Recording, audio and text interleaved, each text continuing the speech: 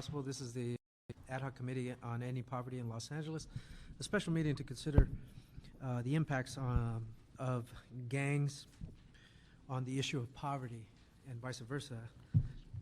With that, we'd like to get the meeting started, and we know that Mr. De La Rocha has other work to do, and so we want to get him up as quickly as possible. We have two panels. For the purposes of the panelists, let me say that the purpose of this committee is to draft and to write a master plan to end poverty in Los Angeles. This is based on some work that was initiated in the state Senate. We're doing the same thing at the state level.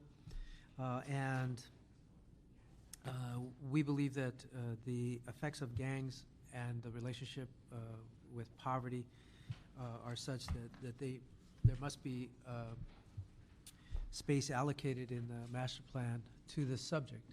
So the intent of this hearing is not just to hear about issues related to gangs and poverty, but actually to help us draft the document for the master plan.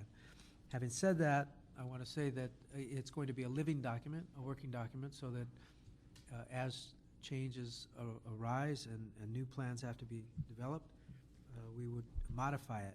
So the good news about that is it's hard to make mistakes. We also want the panelists and others to know that if they want to suggest and critique the document, please do so. So to the extent that you can provide information in writing, it helps us put the document together, and that's the purpose of the hearing. So the priority here is not so much on what is spoken, but what is written. And I emphasize that because sometimes people think their job is done when they speak, and they've done their part and they go away. No, we want you to not only speak, we want you to analyze the document and make suggestions as to how to improve it. And so with that, I'd like to call up the first panel, which is focusing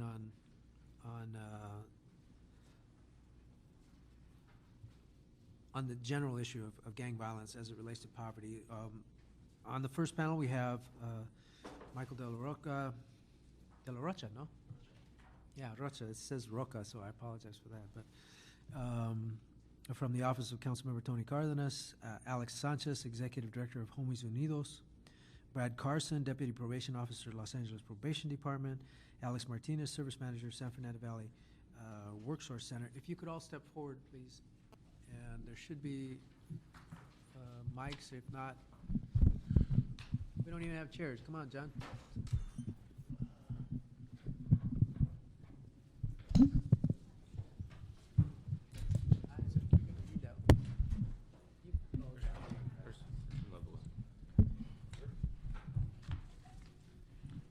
We're going to need another chair.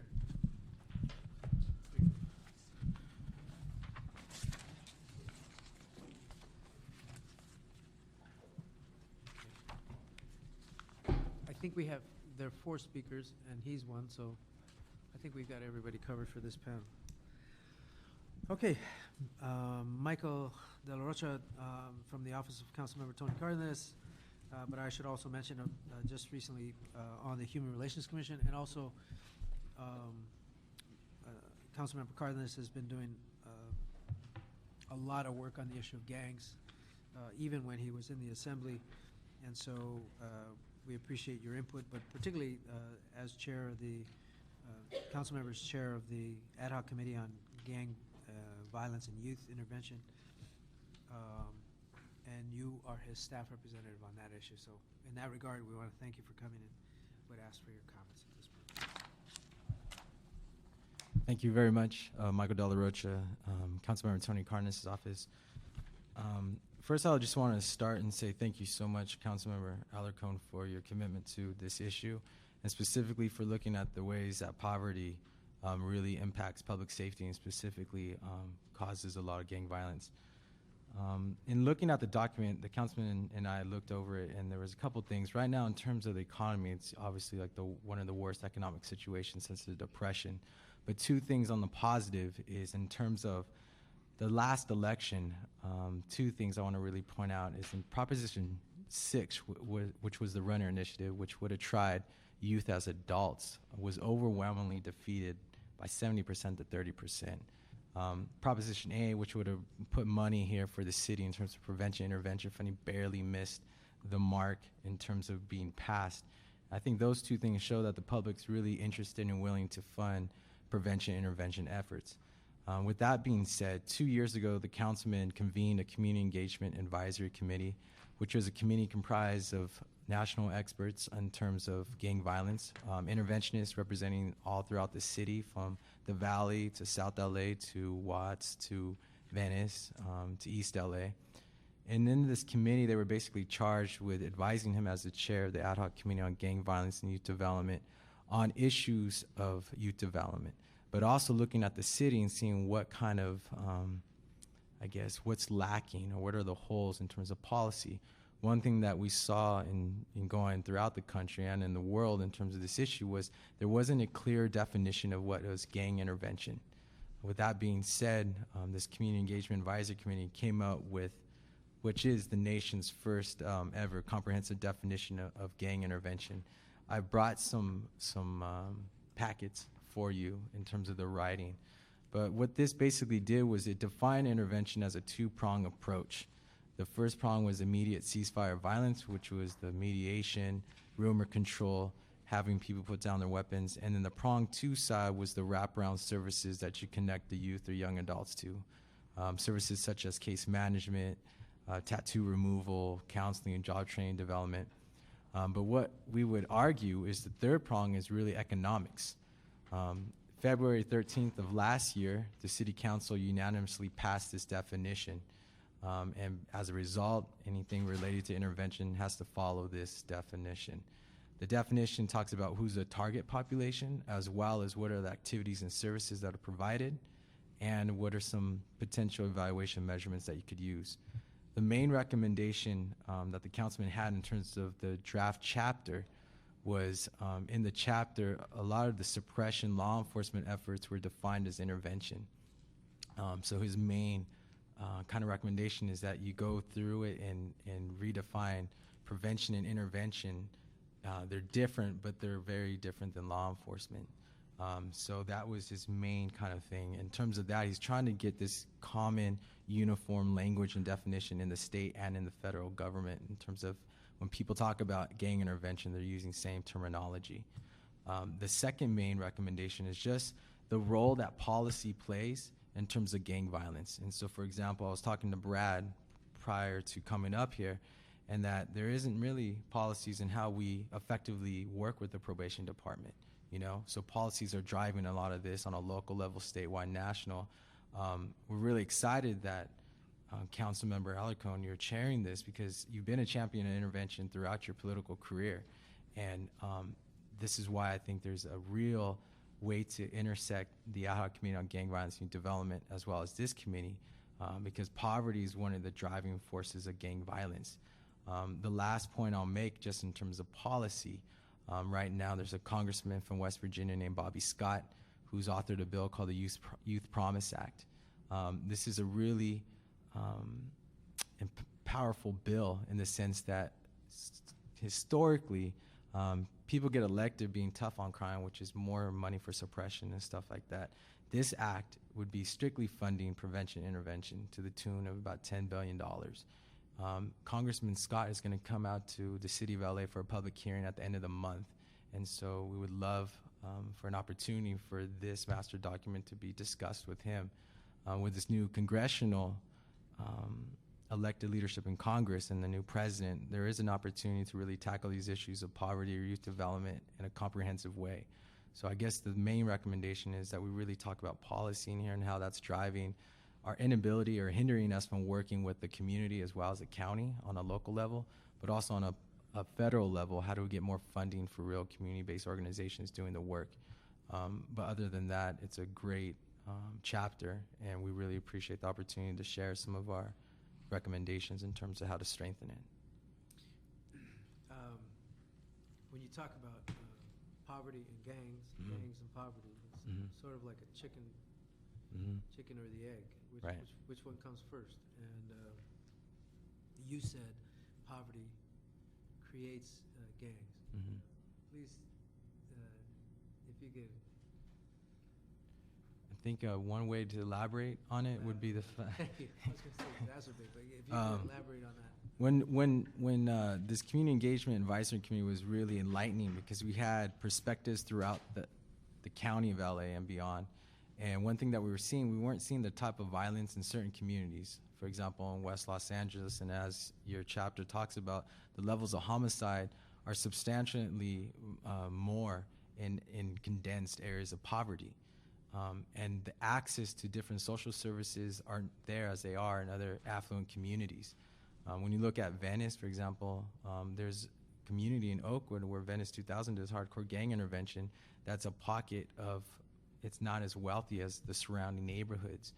And so there's a real breakdown. So in terms of poverty is one of the greatest, I would phrase it, poverty, it contributes to obviously violence because there's not a lack of social services to help with these youth and families, or just access in general.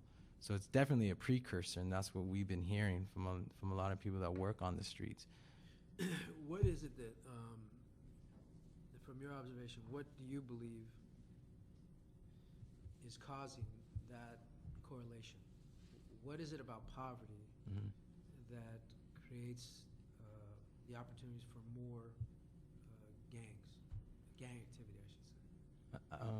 I guess I would just say in terms of just basic needs, when the basic needs of young people or families aren't provided, they have to go to other means. So for example, in terms of poverty, if there's lack of jobs or the schooling environment is not educating them in the right way, they don't have a job, they don't have any recreational activities, they don't have mentorships, they don't have fathers. And so they're left to basically go and gang bang or try to find monies in other ways, oftentimes illegal. So we're seeing that without that adequate structure or safety net from government as well as community, these youth are left to fend for themselves. One thing that your chapter really highlighted, which was fantastic, was the fact that the policies, once again, like the 3 strikes law, is incriminating an awful lot of people for nonviolent offenses, drug addictions or just people that are homeless. A lot of youth coming out or young adults from prison that can't get a job because the first thing they ask is, do you have a felony or what's your immigration status? So it's just the resources are just not equitably distributed throughout the city. So when you see these pockets of extreme poverty, you're going to see more violence. And the Advancement Project, who's here, also highlighted that in their study. And even the city's new approach is supposed to be along these target hot zones. But the question is, how do you do it in a larger, comprehensive way? Well, let me tell you my general spin on the issue of gangs and poverty. Without a massive investment of dollars into education, for example, as the lead example, we're not going to have significant impact because we simply don't have the resources to change it. When you look at the per capita spending on students in LA Unified, it's in the lowest, typically in the lowest 10% quartile of all the schools in the nation, and our school districts in the nation. So obviously that impacts the ability to work. Not having a job is one of the key issues. But I also want to say that there's other issues. For example, the masses of people that are in our prison system, when they come out, their choices of where to live are limited and typically are in poor areas. So you have a higher density of ex-convicts living in poor areas than in other areas. But that's another thing. But my point is that unless we see fundamental change in our educational system, where it's given much more priority, we're really not going to see changes. So we typically dance around the edges, trying to fix or trying to get a hold of these things. And our first priority is, of course, enforcement. Right. You know, to enforce the law. But after that, there's such a diminution of resources Right. into all the other strategies that get somebody on a better track. So we're going to have a tough time Yeah. capturing that concept in this document. One thing in And- particular with the schools is Uh-huh. zero tolerance policies in particular. When you have troubled youth or youth that need a little bit more attention and guidance, a lot of the schools are just switching them to different schools and not really dealing with that young person or his or her family. And once again, it's a policy. And so, like you're saying, people dance around it because they don't want to deal with the issue. So we're But what I'm saying is it's driven by money. yeah, no, The definitely. fact of the matter is that that the state of California, under Senator Art Torres, developed a method for dealing with, for example, delinquent students. And so that if you're suspended from school, you actually go into a work Mhm. study program where instead of going home and having a vacation, you actually have to Right. work typically harder than you do when you're in school. And that's an issue of money. It's an issue of resources being dedicated. We have a method that works, and everywhere they use it, there's an improvement in academic performance. And yet, we don't have the ability to fund it at a greater level. We don't have the ability to fund it because we're not generating the kind of tax revenue that's necessary to be able to keep up that effort. So, but that's the concept. What I'm trying to, one of the notions is this is a master plan. We're looking at immediate opportunities, but recognizing that we can't solve the problems of gang violence and poverty immediately with the limited resources we have. We also, in this document, want to paint a picture of what we need to be able to solve the problems in the future, Right. whether it's 10 years, 20 years, 30 years, or whatever. But it's an issue of resources. How do we get people to go along with those resources? As you said, the voters have indicated twice recently by large majorities that they would support additional resources intended for workforce development, so that people would have more job opportunities and those kinds of strategies, as opposed, not necessarily opposed to law enforcement, but as opposed to just throwing all our money at law enforcement. Right. So on the micro scale, if you will, the immediate level, we would like your input your continued input on the document as to immediate strategies that we are looking at and studying and learning from, not necessarily just in our jurisdiction and not just related to the city of Los Angeles, but that we might want to marshal in as quickly as possible. But we also want to look at the macro picture. The total solution involves what, so that we can tell people what it involves. For my part, I think it's a massive investment in education, but also even the healthcare problem is an issue that contributes to gang violence. But anyway, I want to commend you for the work that Councilman has been doing on gang violence, and he has. I worked with him in the state legislature, and I can say that his message has been consistent on the issue of gangs and gang violence, and it's a message that needs to be heard. It's actually an educational process that the community has to understand, and not too many politicians have focused so much attention on it, even though it's a major problem in our communities. So thank you very much for being here. If you have to run, I understand. Okay, our next representative just walked in. Alex Sanchez, Executive Director of Homies Unidos. Oh, I'm sorry, you're not Alex Sanchez. You're Alex Sanchez. You're Alex Martinez. Uh-oh. Hold on a second. That's my fault.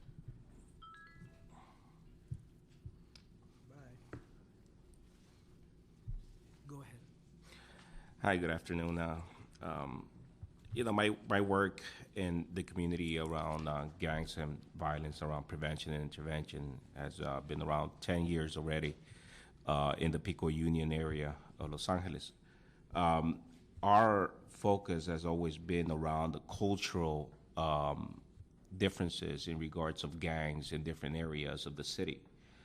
We focus on this immigrant community, especially around Central American youth that get involved in gangs that are formed here in Los Angeles, and how recently efforts to eradicate the gang violence, the Central American gang violence, so to speak, has led. Committee, I should do better than that. I don't know how to turn it off. Hold on just a second.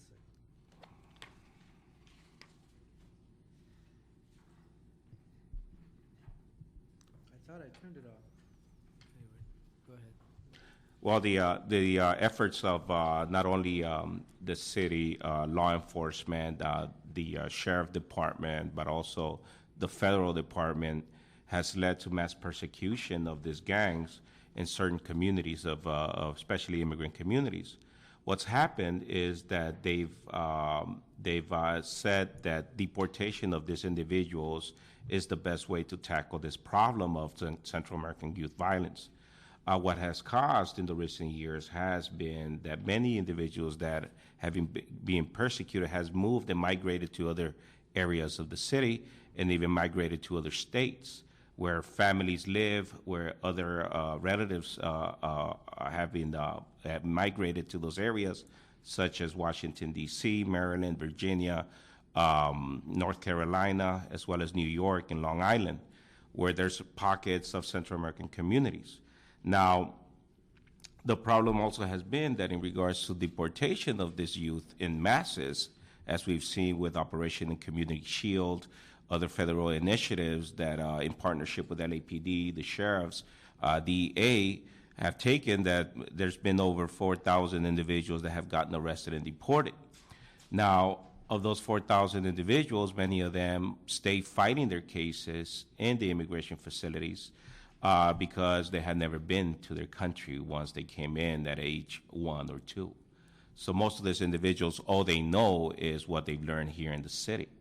And now they're being forced back to countries where they're being, where they're going to and living in the streets basically with other homeless children that have been left behind due to poverty, due to the post-war, especially around El Salvador and Guatemala, that we had, in Guatemala is over 30 years of war, and El Salvador was 12 years of war, and these children are the consequence of a war. The issue of gangs developed so dramatically in El Salvador, unlike anybody has ever seen. And the issue was poverty.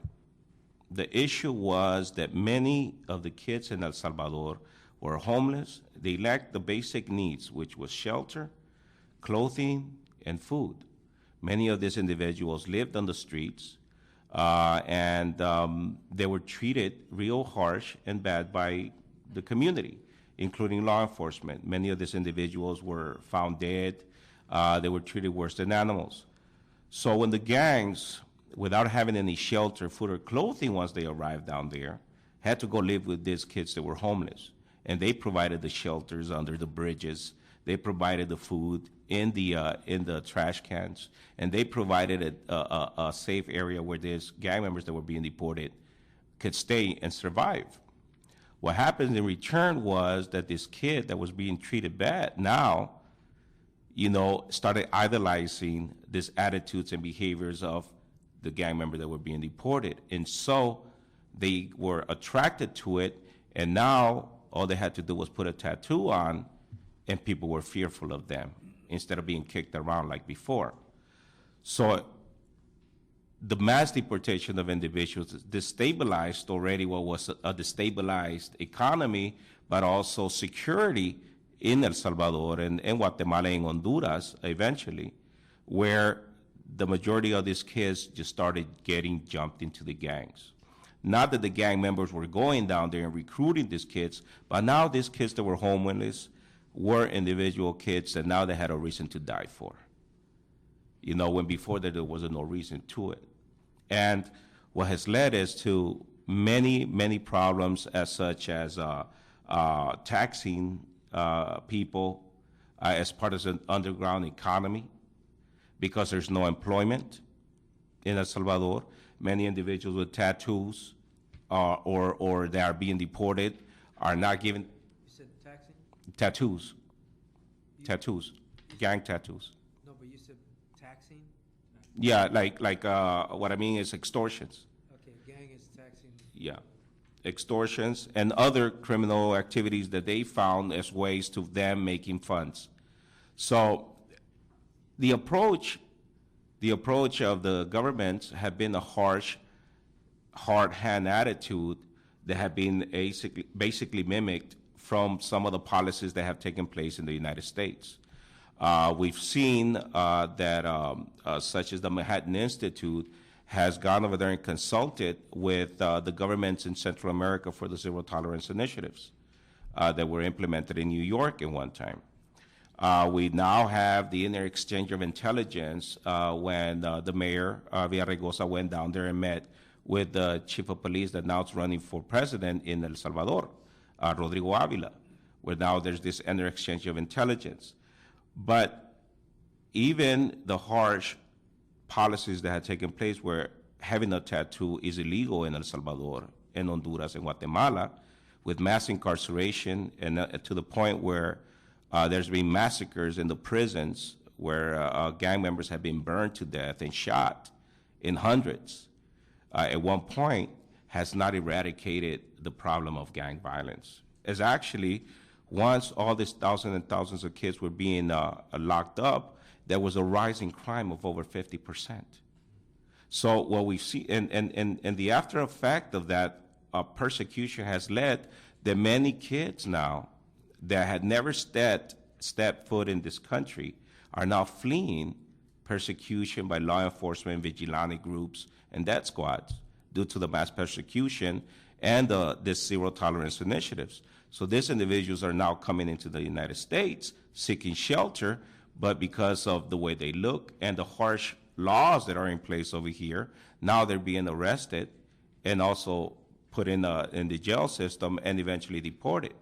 So it's a swinging door because now we see that they're going into places where there's not so much suppression in the countryside, in Ohio, in Iowa, where there's not this real hard hand attitude as some of the policies implemented in Los Angeles or in New York or in Chicago or in San Francisco for now.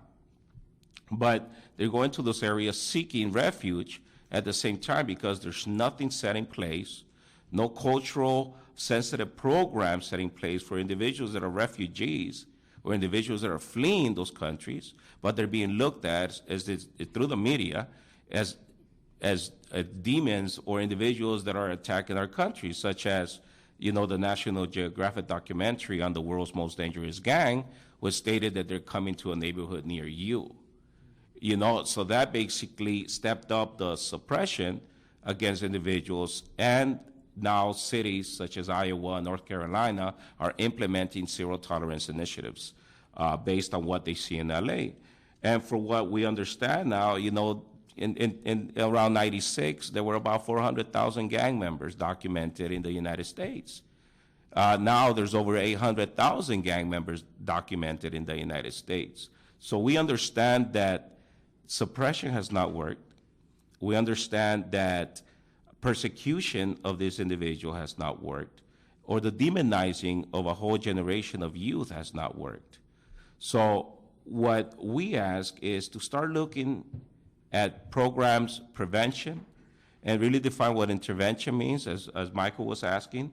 I know that when I read this, intervention is meant as, law enforcement intervene, or at least that's what I understood, intervening in a community through suppression. And that was my feeling and understanding. But really, intervention in the lives, in disrupting the lives of the individuals that are already involved in gangs.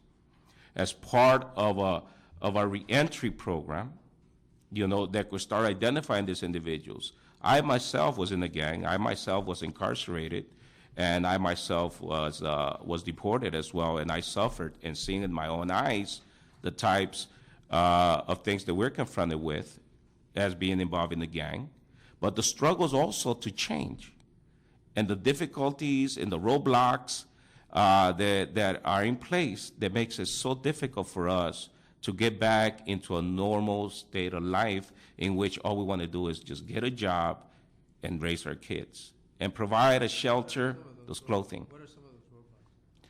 Well, the roadblock is some of the things that are represented here. You know, the threat that if you commit another crime, you know, you're looking at 3 strikes. You know, the constant threat that if you go to see a parole officer, you're going to get rearrested because you weren't able to get enough signatures from employments to demonstrate that you've been actually looking out for work. The constant threat that they're going to come and break your door down. It's, for the most part, psychological in some ways, and we have to look at it in that perspective as well, but also in regards of the recidivism that you talk about in here, that's the 70%. For the most part, individuals that are coming out of prisons, you know, need to reestablish themselves and understand what freedom is. Simple things. Understand what freedom means. Because most of us become institutionalized in a system in which, in the gang world, has been created as a rites of passage. You're not going to hurt a gang member by sending him to prison. I want to get clarity on some of the fundamental things you said. What percentage of the people in the areas that you represent, what define the areas, the geography that you represent? Well, I represent the parts of District 1, parts of Eric Garcetti and El Reyes. Just It's name the communities, because I don't know. it's the okay. It's district the it's the Pico Union, Westlake area, Okay. and Koreatown. Okay, so in those areas, what is the percentage of the population that ends up in gangs? Well, the percentage it's not so high, but in regards of the perspective, it's really high. No. Or we're talking about probably about 15%. Okay, so what is it about the other 85% that they do not find themselves? They're experiencing essentially the same levels of poverty. Mhm. It's granted that those areas have some of the highest poverty rates in California, for that matter. So what is it about the other 85% that aren't engaging in gang activity that allow them to not find themselves in the gang culture versus those who fall into it? Right. Well, the one thing is that you know, not in every community, the majority of the kids do not join gangs. In every community, the fact is that you have parents that might be dedicated. It starts at home. You know, if with the values that you may teach your children, but also the consistency to be involved in that child's life. Now, some individuals in these communities have a job that they are able to pay for the needs, basic needs. Maybe both, for the most part, both parents are working, but they may still provide that shelter, those basic needs. But in certain areas, in certain areas, key areas. Okay, so I'm trying to pull out from what you're saying things that would be useful in this master plan to end poverty. Remember, the Right. focus here is on ending poverty, not ending gangs. Right. But what I'm hearing in your first response is role modeling is critical, so that to some who don't have role models, they're more likely to fall into gangs. Those who do have role models, strong role models at home in particular, are less likely to fall into gangs. And I think that's a generally accepted finding.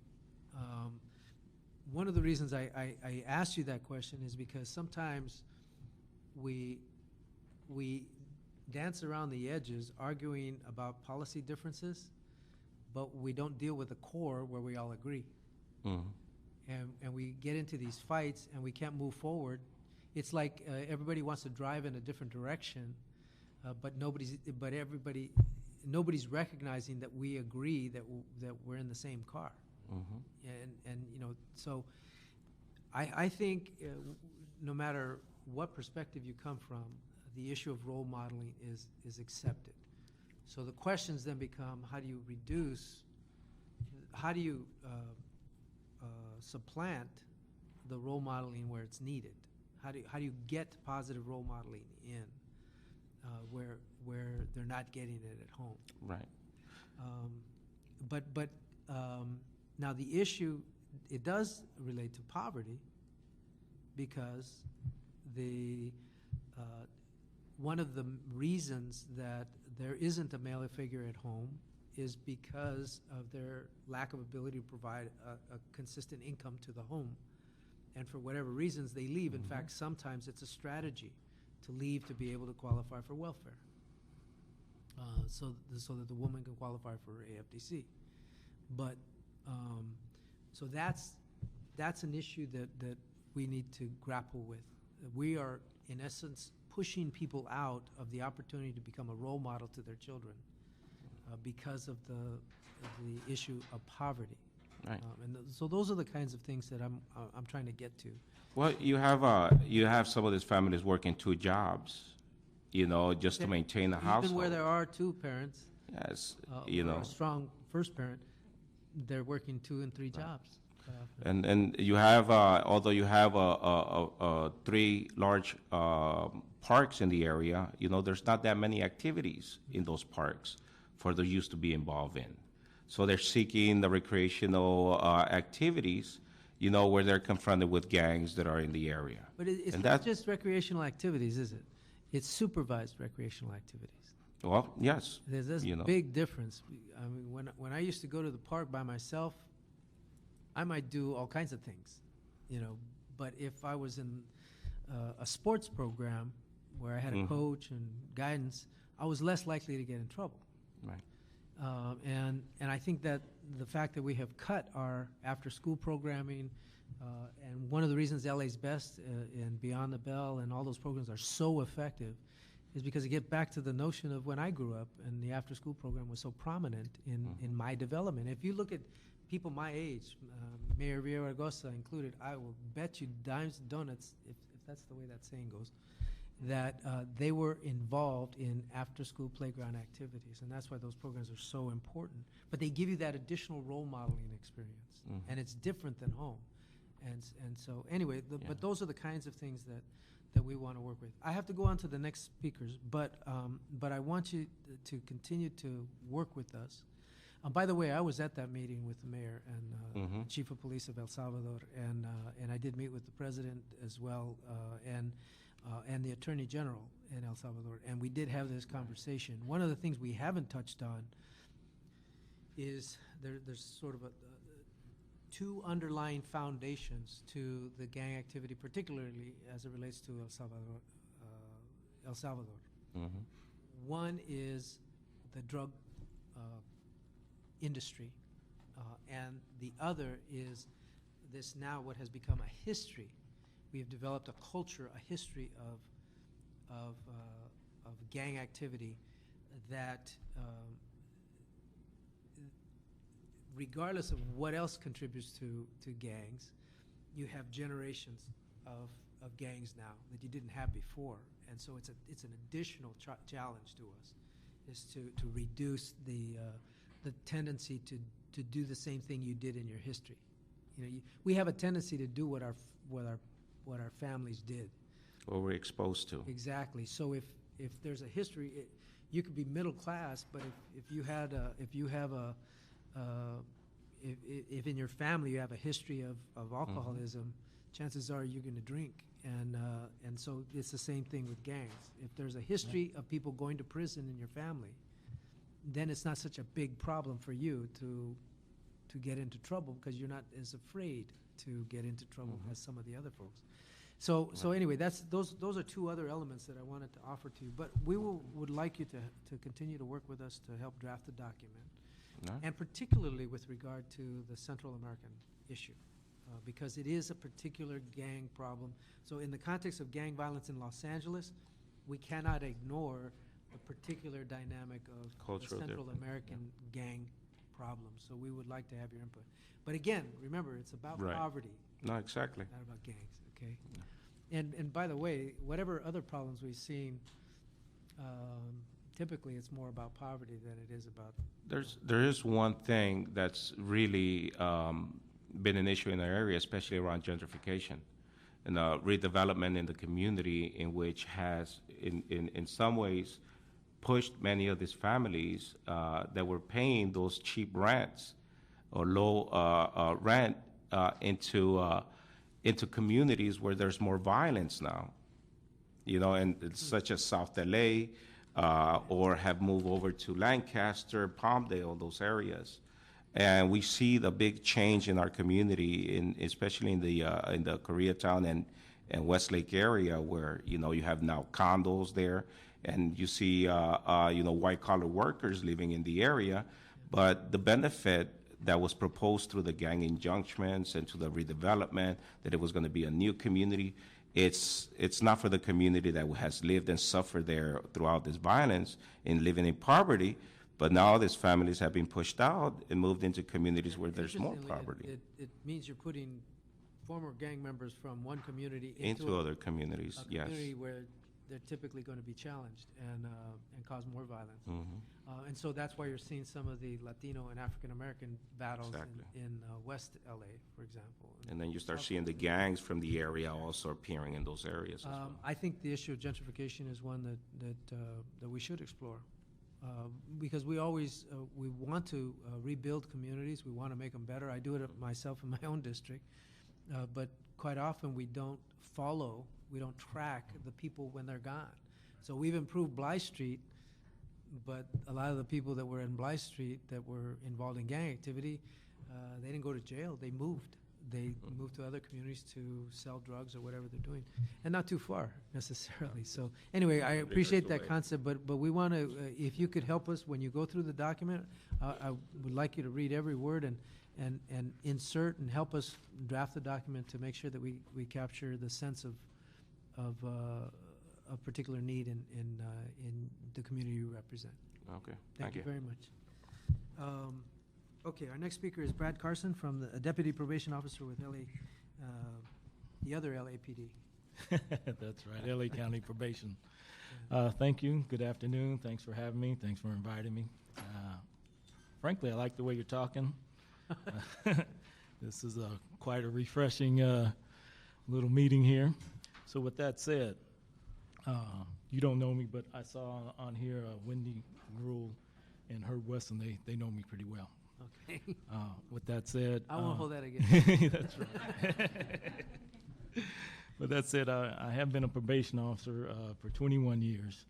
And in those 21 years, I've dealt exclusively with gang prevention, gang intervention, gang suppression, and gang mediation, which means I've done gang truces. For 19 of those years, I've been a community-based probation officer, assigned for 12 years to a small community in Venice, Oakwood, that was known for its high crime, high gang, and high narcotic activity with a high unemployment rate. With that said, following up with what has already previously been discussed, I'd like to talk about individually. There's only two things that we really need to know in life as individuals. One is who God is, and the other one is who we are. Now, of course, if we know who God is, then we have eternal life. And if we know who we are, then we know what our mission and purpose in this life is. Now, I know who God is, and my mission and purpose in this life is to create safe communities by breaking the cycle, the repeat criminal offender, and the intergenerational gang violence. Now, you may ask how? By addressing the root causes, spiritually, socially, and economically. Because obviously we live in a cause and effect universe. And without dealing with the root, we will never, ever bear the fruit. That's pretty philosophical coming from PO. Well, I'm glad you mentioned that because I have a degree in psychology, a minor in sociology, a minor in philosophy, and a minor in theology. Well, I'm not surprised. I'm a licensed ordained minister, as well as a licensed general contractor.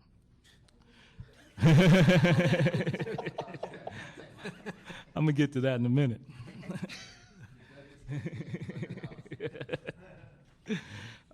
With that said, through jobs and education, it's my philosophy that we can break the cycle of repeat criminal offender and achieve the quality of life issues that we all want to see and have.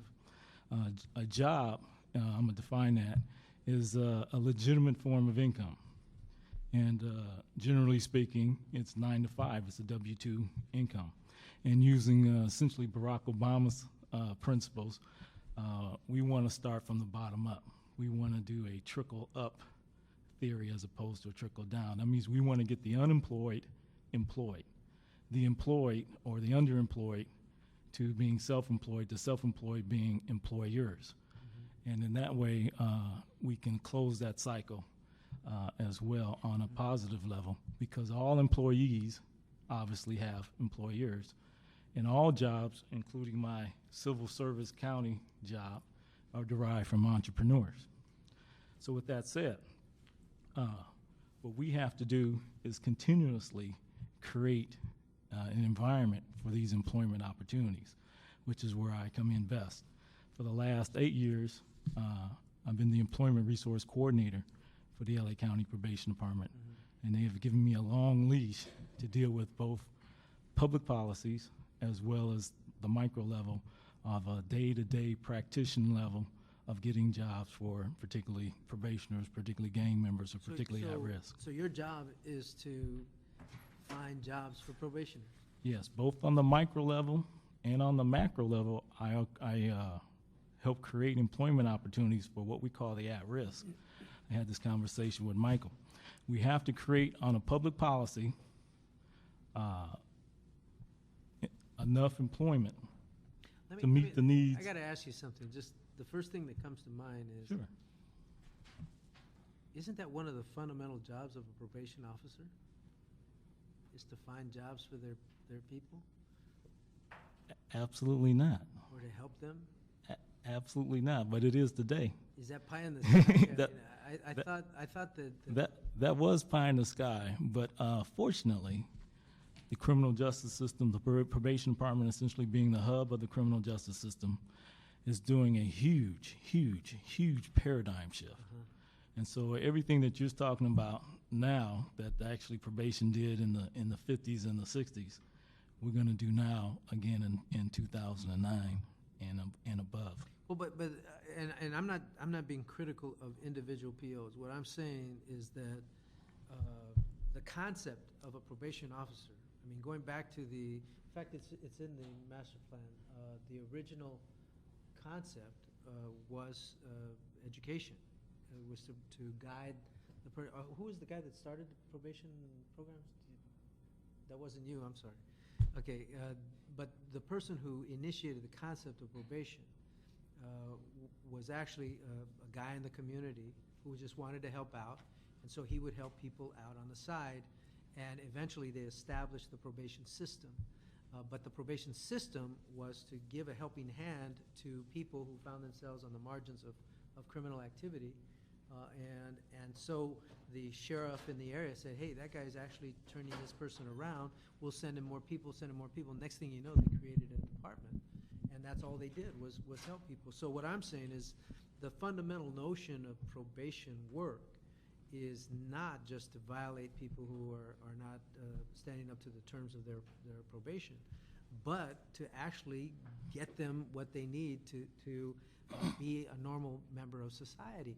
And the reason I say it's not a criticism to the individual officer is because your caseloads are so huge that you can't possibly do that. Getting back to the issue of resources. We don't have the resources because we're not generating the revenue to be able to fund probation as we could. But when you're in college being trained to be a probation officer, you're not being trained just to violate people. You're being trained on sociology and all this other stuff, some of the stuff you mentioned before. And yet, when you get on the job, unless you have a special designation now, you don't have time to do that stuff. So what I find when I talk to young people who are on probation is that their PO usually doesn't give a damn. They just want to know if they're not creating crime, if they've applied to a few places, and that's it. But in terms of helping them seek employment, helping them, that just doesn't occur on a very systematic level. So I'm glad to hear about this paradigm shift. Definitely on the macro level, that does not occur. As I stated before, I've been a probation officer since 1987. And as you well know, speaking about resources, in 79, Proposition 13 absolutely decimated all social services in the county. And the probation department's caseload doubled. The probation department went to a draconian method of providing supervision called automated minimal service, in which when I came into the probation department, I had 2,500 cases. We just gave them a mailer, and essentially that was it. The idea of that was that it's the 80-20 rule. 80% of the people do 20% of the damage, 20% of the people do 80% of the damage. So if you find those that are high risk, those are the 20%ers, and you put them on what's called a high risk offender caseload, in which still it's pretty high. It's 200 to 1, 200 high risk offenders to 1 deputy probation officer. The 80% went to what's called an automated minimum service caseload. That was how I came into the department. That's why I had 2,500 cases. With that said, there's been a whole new paradigm shift it started about 1998, in which the department knew that the draconian way wasn't working, that the lock them up, throw away the key was not working, and started instituting probation officers back out into the field. So we have probation officers everywhere, absolutely everywhere. We have them at the parks. We have them in the projects. We have school-based probation officers, and we have specialized probation officers absolutely everywhere doing hardcore gang suppression, as well as drug testing. So with that said, a new chief came in about a year and a half ago and started instituting what he calls evidence-based practice, is what these gentlemen was talking about. These evidence-based practice actually targets the criminogenic needs of the individual.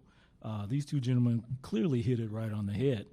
The reason why we have a proliferation of gangs is, one, a lack of services, but most importantly, on the individual basis, they're not getting their basic needs met. You can ask anyone in Katrina, in New Orleans, when Katrina hit, what your basic needs are: food, water, shelter, and air. And then, of course, according to Maslow, the social scientist, the highest basic need is love, giving a person a sense of meaning, purpose, and belonging in life, which is why we have this proliferation of gangs. Why do kids join gangs? To get their basic needs met. With that stated. I'm sorry. I'm laughing because they actually Googled who that guy was I was talking about. His name was John Augustus, and he was a Boston cobbler. Okay. Which is a shoemaker. My grandfather was a cobbler. And he is the father of probation. So if you ever want to do some research on All right. that, he was just a business guy, Mhm. a cobbler, a tradesman, and he started adopting kids, not adopting them formally, but adopting them to provide them services. And he's the father of probation. But Well, the whole entire probation department Let me- is going back towards that. I am very interested, and I hate to cut you off, but the reason is that we could spend the time that we want to Mhm. to use is going into the document. Well, let- So I want to continue to work with you to Let get me- the stuff in the document. But what I want to say is this.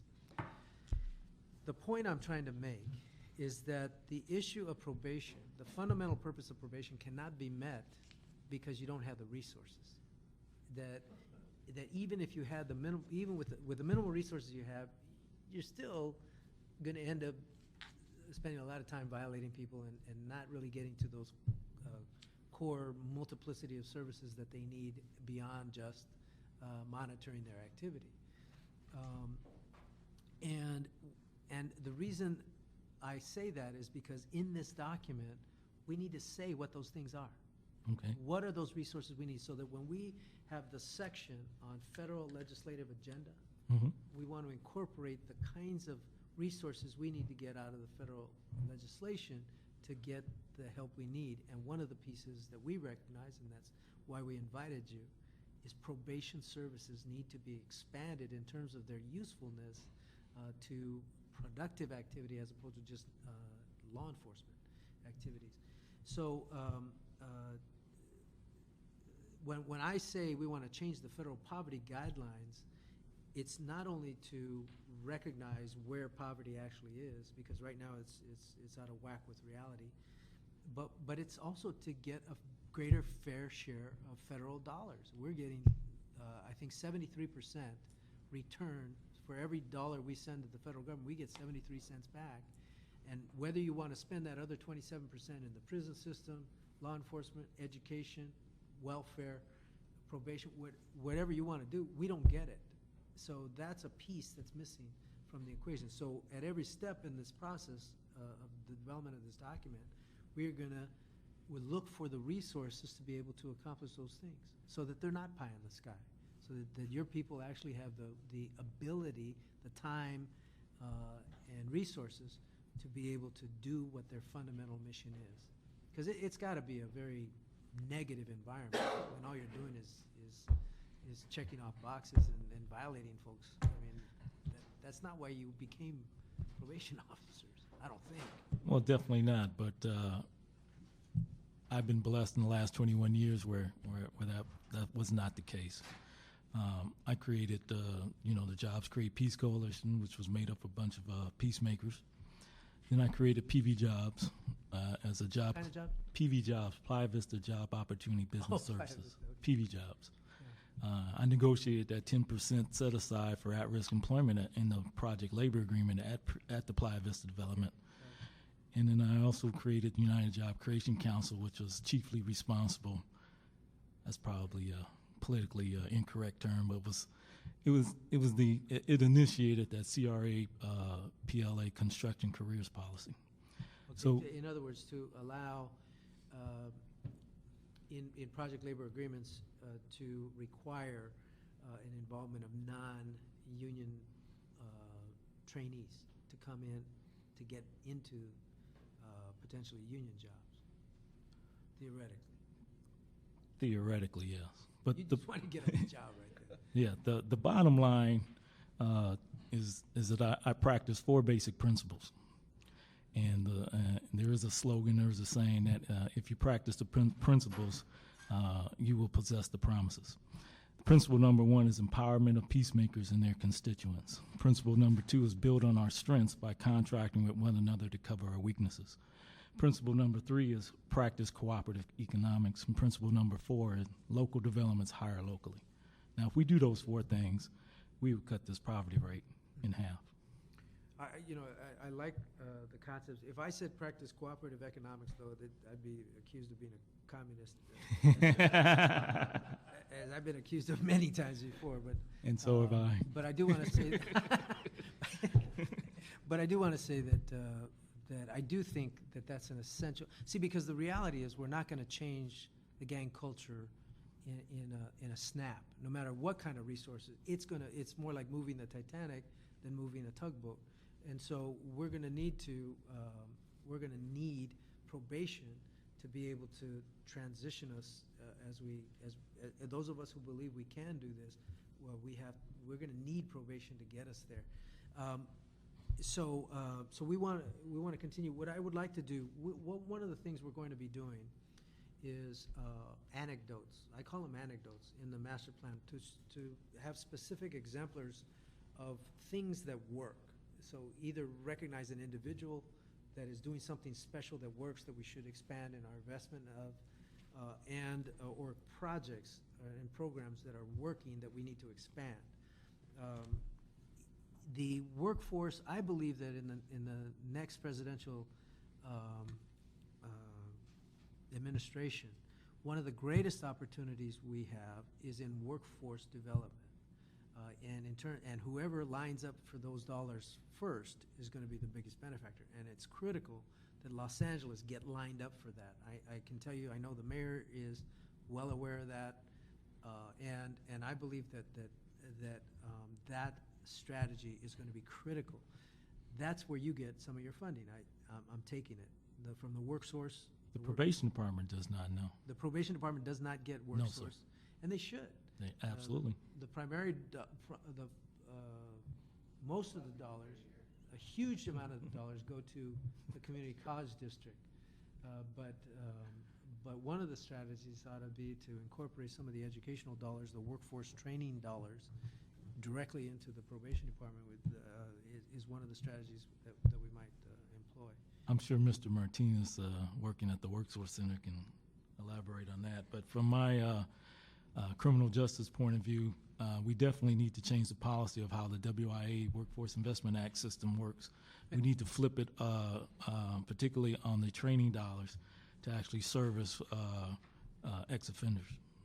Right now, it does not. About 1% of the money of the WIA system goes towards training. We need to flip that to at least 90%.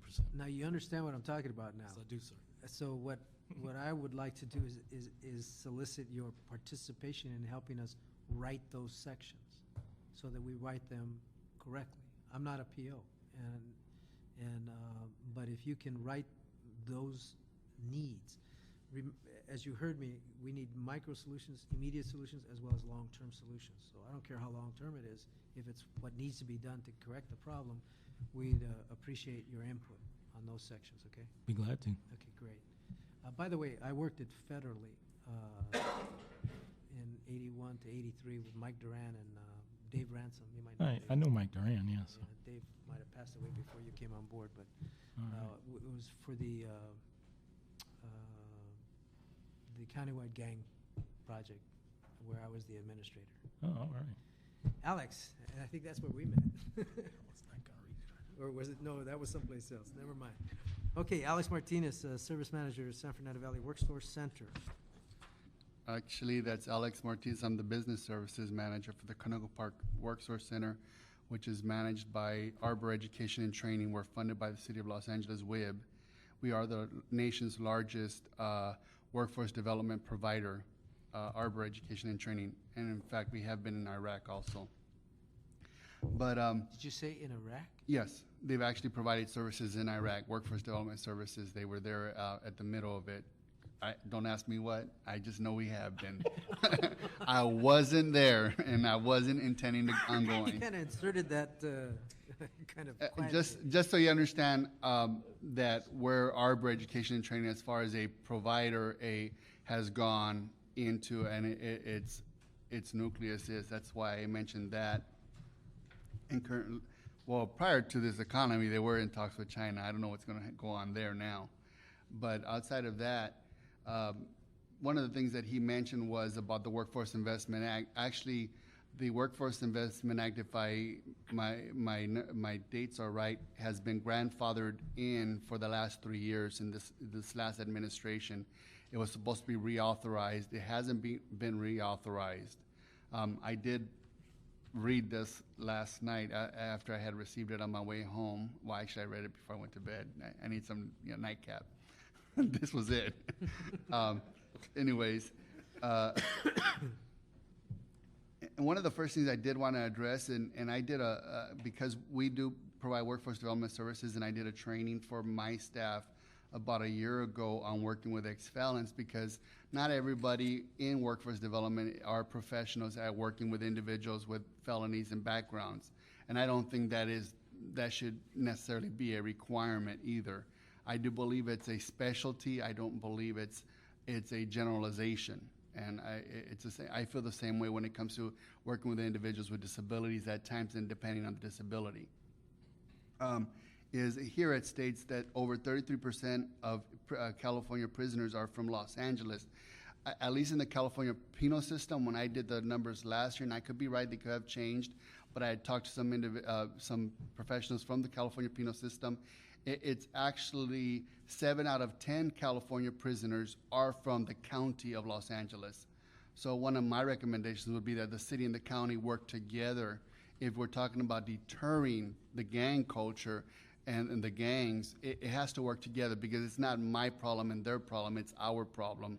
And it's not so much a problem, but it's how do we come up with solutions to change the culture that I've born and raised here in Los Angeles, in San Fernando Valley in particular. When I was growing up, I started this work in 1993 in the San Fernando Valley Gang Truce. As you well know, at that time, I was actually a leading gang member. I don't like to say I was, but I was a leading gang member for my gang and a representative. That's how I started doing the work that I did. When I was growing up, there was 16 gangs in the San Fernando Valley. 16. There are over 75, probably over 100 now. When I was a kid, I'm 41 years old. When I was a kid, there was approximately about, I would say, about between 12 to 16 prisons in the state of California. According to your stats here, we have 33. To me, I mean, while I understand our population has grown, that is a sad state of affairs. Another disservice, and I think to a degree of thuggery, is the fact that we're only spending $8,500 per child on education, but we're spending $35,000 a year on imprisonment. It makes absolutely no sense. As far as, you think of as a for-profit P&L, profit and loss. It's no profit, all loss. Because, your returns are very minimal at this point. That may be one of our problems.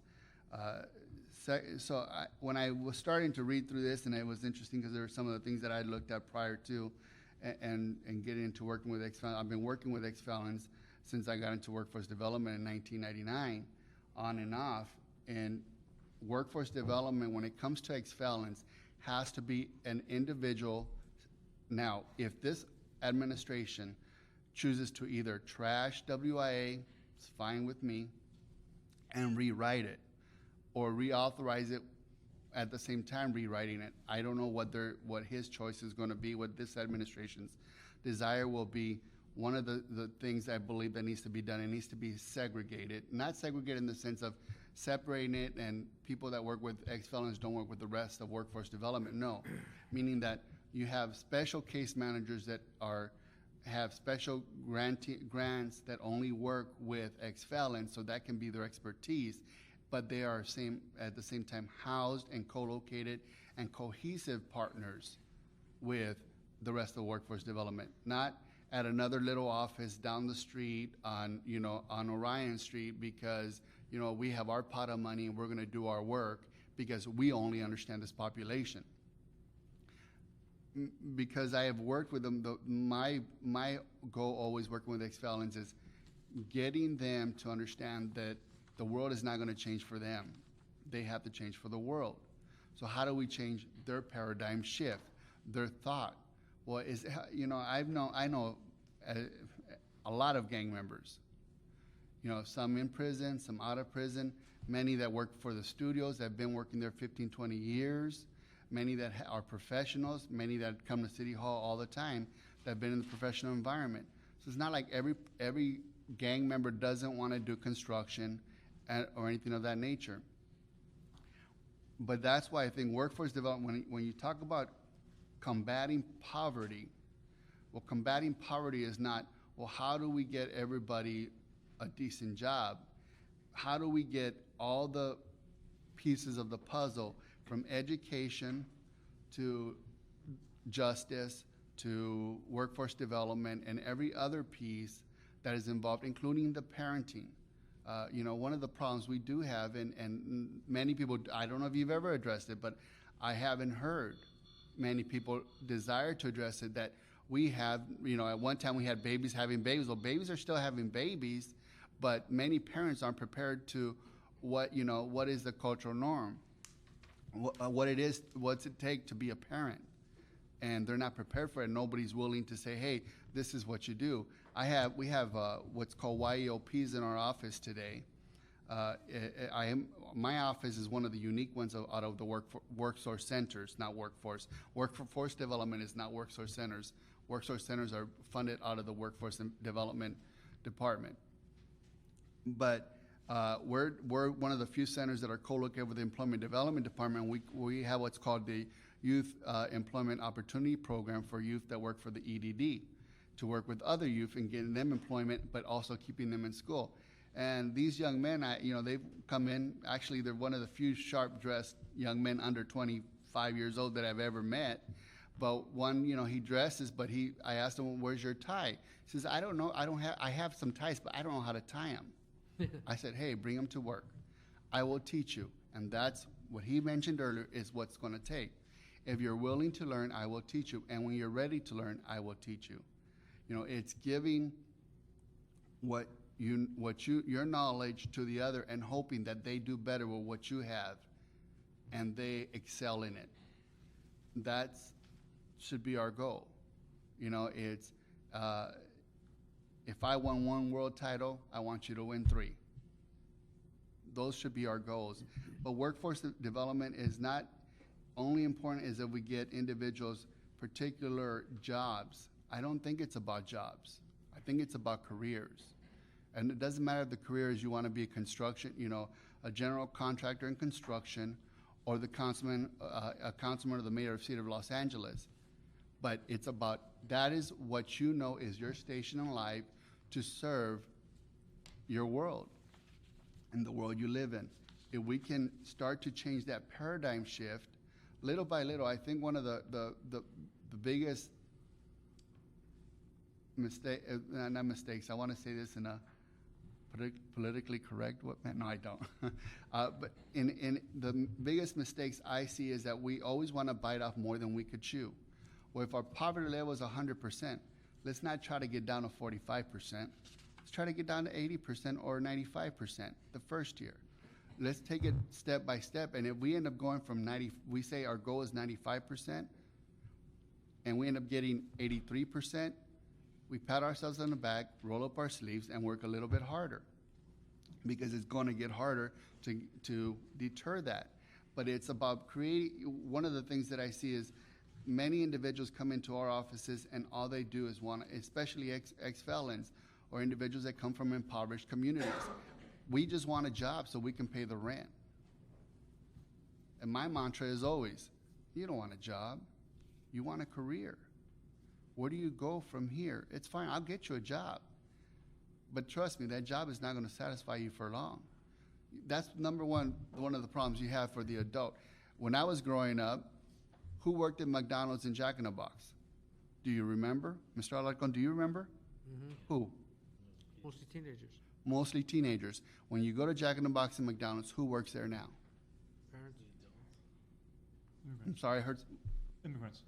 retired folks, parents that are trying to raise 3, 4, 5 children on a manager for a Jack in the Box or a McDonald's makes less than $45,000 a year.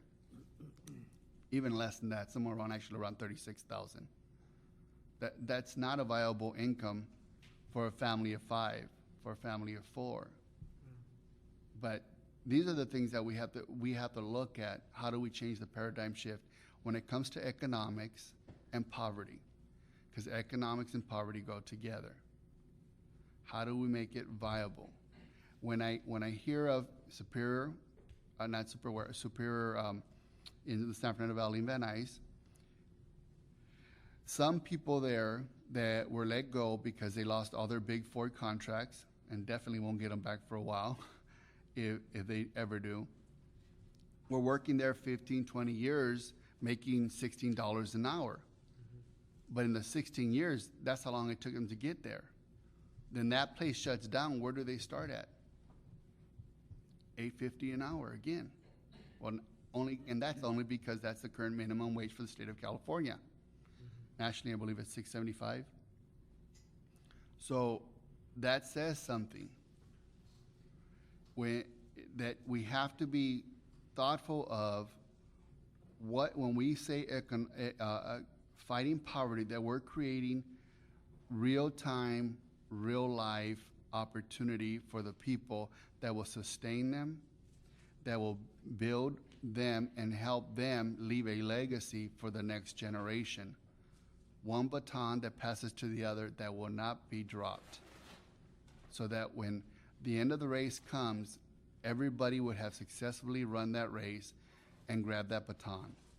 Well, I, for one, believe that the next federal administration does have an understanding I do also. of the workforce system and the workforce development needs for communities that have been ostracized in so many different ways, whether it be gang members or other peoples of poverty, the unemployed in general. But the question still remains, it's a resource question. It's also a fair share argument, because I don't think California gets a fair share. But that's why it's so important that our document is speaking in pragmatic terms about how to move us towards solving these problems by getting our fair share. And I'm not just targeting the federal government. Obviously, there's the state, but also the private industry. What is the responsibility of private industry in helping us? And are we focusing our dollars on private industry job development in a way that we should? Or are we focused on the wrong kinds of industries that create low-end jobs that don't create the careers that you spoke of? And so I believe that we have to have a strategic effort to raise the bar, not lower the bar like we have been doing as a society for so long, creating minimum scale jobs and losing middle-class jobs to other countries. I believe that we have to strategically target job sectors. So nursing, logistics, those two are two most critical needs. Logistics meaning like trucking, and all the industry related to transporting goods is the largest growth opportunity that we have.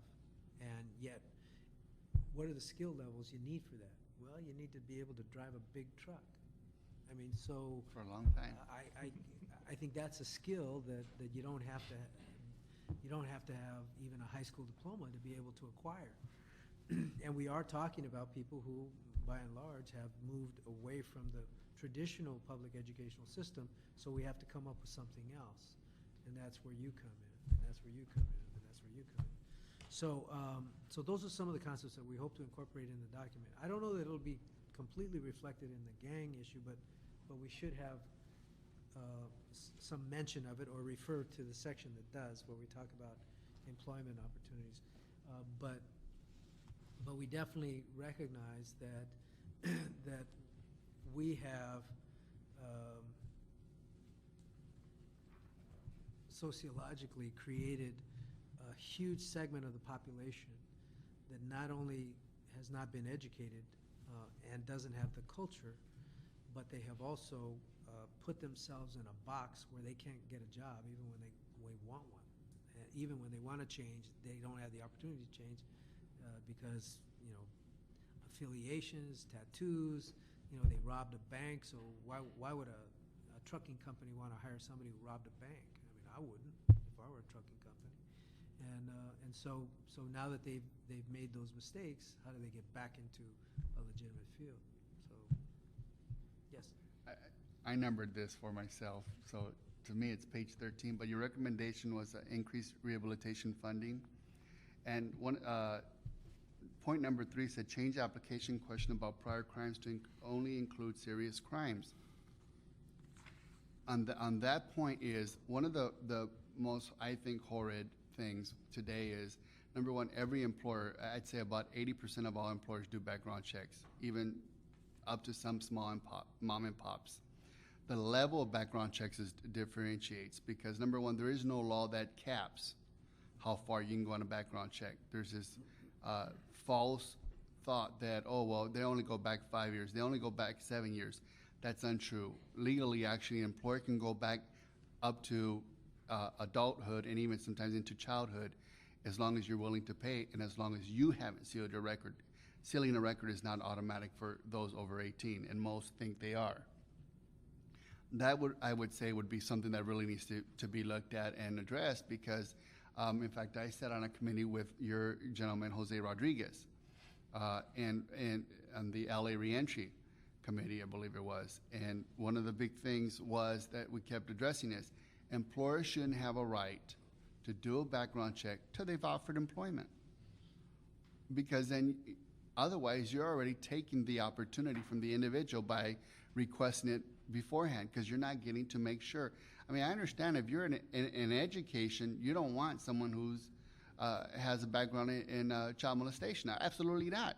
Shouldn't be allowed on 100 yards to 500 yards, as far as I'm concerned, from a schoolyard. That's understandable.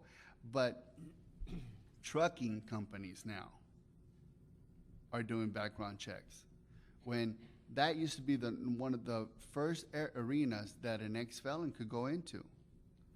And they make a decent income. They don't start out great, but they sure do end up great at the end. And that's, I think, one of the things that if you want to combat poverty, you close that door or make it more reasonable. So that way it's more reasonable when individuals are looking for employment, when ex-felons, and you'll see an ability to combat poverty there. Interesting. Thank you very much. Well, I want to thank the panel very much. I know that sometimes your efforts are outside the traditional way of thinking, and it's hard to do that. It's hard to be politically correct, as you said, Alex, when you're fighting against the grain. But I'm with you, and I know that each and every one of you has fundamentally at heart the desire to end gang violence, and I think that's a worthwhile passion, particularly for a career. So I commend you all and thank you, and we'll stay in touch. We want you all to help us with this document. So I'd like to move to the next panel.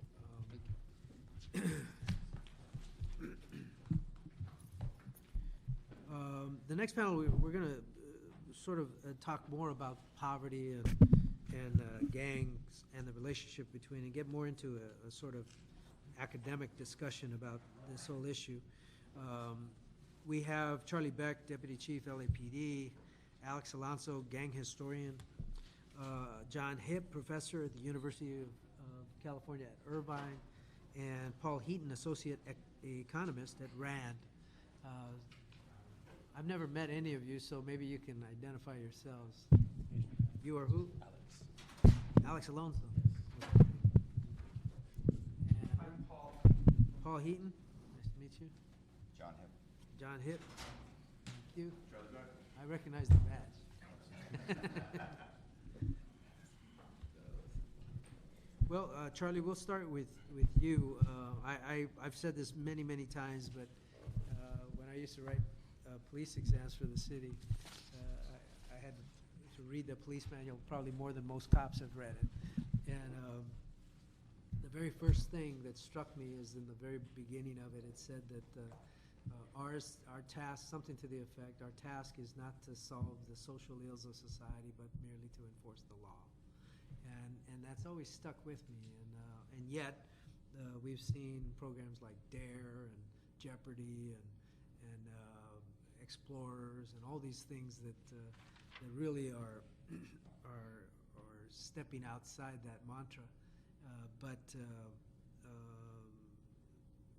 it's still fundamentally what law enforcement is about, what LAPD is all about, and that is enforcing the law, not engaging necessarily in the social solutions. With that as a backdrop, you're out there. You see the gang violence. You see the poverty that's in its midst, and your commentary, I think, is valuable as we seek to understand solutions not only to ending gang violence, but to ending poverty. And by the way, I really believe we can. I just think it's an issue of dedication and resource distribution, and I think there's plenty outside of what's left to create individual wealth, and in fact, I think there would be more. I'm a loaves and fishes kind of guy, for those of you that know what that means. Not a communist, there's a difference. But with that, let me ask Charlie, could you, you've heard some of the discussion, maybe Sure. you can share some of your perspective. You know, the manual that you referred to was written in the 50s during the Parker administration, and I think that is truly the way that he felt about the Los Angeles Police Department, but I don't necessarily believe that that's the way that Bill Bratton thinks about it, and I know that's not the way I think about it. Although that is a big part of what we do, and one of the reasons, one of the things that people look to us for, and something we have to do and need to do. I think that what law enforcement really wants to do is to solve the problem, rather than, you can service, and this is something that really goes to this discussion. You can just service the problem, or you can fix the problem. And servicing the problem is maybe what law enforcement has done for the last couple of generations, which is to service the problem by filling the prisons, by making arrests, by looking at that as your outcome and your goal, rather than look at your goal as reducing crime, reducing gang violence, making the city a better place to live in, which may entail doing those things that I just talked about, making arrests, but it may entail something else. Mm-hmm. So a lot of what we've been doing lately is the something else. At the end of the month, the mayor and the chief of police and I'm one of the primary architects will release the city's 09 gang reduction plan. And it's not a gang arrest plan, it's not a gang eradication plan, it's a gang violence reduction plan.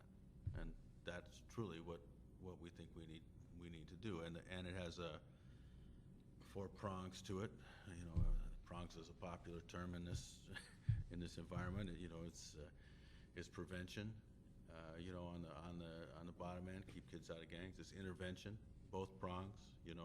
Violence cessation, and then case management. It's suppression, which is the way I was raised in the LAPD, and then it's reentry, which is really important. I heard a lot of people talk about reentry here.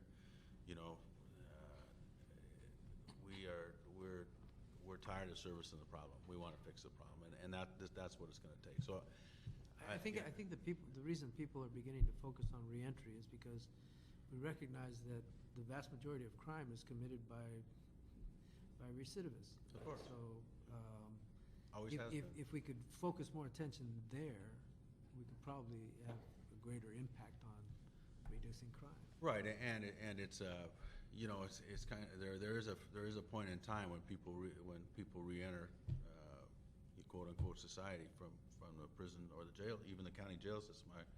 The county is in the process of unveiling their pilot program, which will work on 4 areas in the county, 2 of which are in the city, Harbor Gateway and Pacoima, as you well know. And a lot of that is the reentry piece from the county jail, which, when you get right down to it, is a huge portion of the reentry problem. A lot of people only look at the reentry from the CDC, but we have more control. You have more control. I have more input on the county piece of it, and we can, our gangs are, a lot of them just, a lot of things are just county time, or they all go through the county system on their way to CDC. So, Yeah, that's probably 95%, if not more. yes, yeah, and it's something that is local enough that we can have an effect on it. I just got done talking with Sheriff Baca today about this. There's so many ways that we can affect this problem. We being traditional law enforcement, that we don't make adequate use of.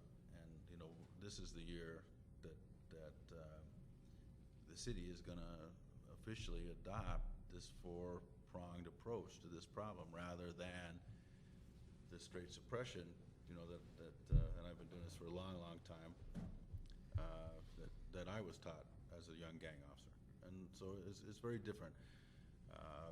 Intervention, I have a huge relationship with intervention through Connie Rice and the Advancement Project and our work on the Intervention Academy, my work in South Bureau with the various intervention folks that worked with me there. I mean, that's the things that we're going to do next year and are beginning to do now, the notification systems, the partnerships in the right way with law enforcement, not as an agent of law enforcement, not as a component of law enforcement, but as a partner with similar goals. What I always tell them is, we're on the same roadway, just different sides of the street, but we're going the same place.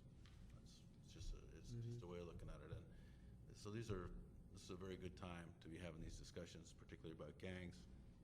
You know, and I'll just wrap it up with, we had 175 gang homicides last year. The year before, we had 232. In 2002, we had 380 something. You know, we're going the right way on this, but every one of those homicides, besides the fact that it's a human life, it is a tragic end to what was always a good beginning, is about $1 million out of the economy. By the time you figure the loss of potential income, by the time you figure the law enforcement resources that go into it, and the impact that it has on the folks that know and are related to the individual, and then, you know, the incarceration of the suspect involved, $1 million. And that's not my estimate, that's the federal government's estimate. So Let me say, there's one, some people would say, and I know because they tell me all the time, that if we are reducing crime, why do we need to maintain LAP? In fact, they just asked me that before the holiday break. Why do we have to maintain LAPD, or is 10,000 still a good goal? Why do we need more than 10,000? And I have my own answer, but I'd like to hear yours. Okay, we're doing better. We still had 100,000 victims of Part 1 crime last year. We still had, I told you we had 175 gang-related homicides. We had 381 homicides total. Is that acceptable? No. No, that level of gang homicide, which I think are entirely preventable by effective strategies developed by the not only law enforcement, by all the other partners that you've been dealing with in this committee. That level of death for, when this is primarily a 18 to 25-year-old person of color involved as a victim and as a suspect, that level of death is unacceptable. Well, we it's shouldn't interesting. So you're saying we still have serious crime Well, it's much that exceeds our resources, Yeah, that's to much. be able to that's counter that. exactly. and we still have. We could do a lot better. But I'm coming at it from a different angle. I would like to add that our goal should not be to eliminate Part 1 crimes, but to eliminate Part 2 crimes. Those are the quality of life issues Sure. that A lot of have changed the culture. When you think about it, so many neighbor-to-neighbor disputes that have resulted in violent crimes are resulting because we didn't have the resources to enforce some building and safety requirement, or some, dispute between the line of the property, or maybe they built a wall they shouldn't have built, and these are dumb reasons for people to be shooting each other, and they do. But I also think that I call them quality of life crimes, different than a violent crime, which is obviously a problem. But these are the kinds of crimes that change our culture in terms of what we accept as quality of life. You know, whenever I go, and I've all my career, I've gone to community meetings. Nobody ever has complained to me. Well, once in a while, when you have a single-purpose meeting, complain to me about murders. They complain about Exactly. people drinking at the liquor store. Yeah. They complain about obvious prostitution. They complain about people lurking around the schools. All things that are not captured on Part 1 crime statistics. Yeah. So my attitude But as a affect council Part 1 member, crime. my attitude as a council member is we do what we can do on Part 1 crimes, and we've had more success in the last 5 years than ever. But our goal should be to have our officers spend much more time on Part 2 crimes. And you know, I think we do that, I know we do that, because it turns out that they're so interrelated. Exactly. Prostitution strolls are hubs for violent crime because of the danger of the business, because of the attractive nuisance of it to people that are under the influence. You know, I can go on and on. You know, drinking. I'll use the examples I used before. Drinking in public at liquor stores leads to violent crime. You know, all of these things, when addressed appropriately, you know, and intelligently, will reduce Part 1 crime. And, you know, the reason we get stuck on Part 1 crime is because that's what the FBI has used as a standard, and so we can measure, and this goes back to 1929, and we have some way to tell how we're doing, but it's not the only way. Yeah, and so it does contribute to poverty, and I think what we have been talking about all day is essentially the broken windows concept. That's exactly right. And gang violence is an element of the broken windows concept. It's somewhere in the mix. And it I has don't a know where huge- the first window that broke and to the last homicide that was committed, but somewhere in between, gang violence is inserted. In some communities, it's not a problem. They could have a lot of broken windows and no gang violence, but usually gang violence Follow. emerges. And, I mean, the way people feel about where they live is so controlled by the gang issue. You know, the way people feel about where they want to start a business, where they want to start a family, where they want to have their kids go to school. You know, I worked a lot of my career in Southeast, in the Watts area, and what I see, when I see kids that don't go to school because of gangs, when I see businesses close down because of not because of the actual crime, but because of the fear of crime. Yeah. You know, when I see families that have been there for generations moving out, you know, the impact on community is so pervasive that when people ask me what the major problem is, if you ask me what the top 3 problems in LA, I tell you, well, we only have the one. It's gangs. Mhm. That's what pushes so much of what happens in LA, what people think of LA, what Yeah, school systems, everything. It affects everything.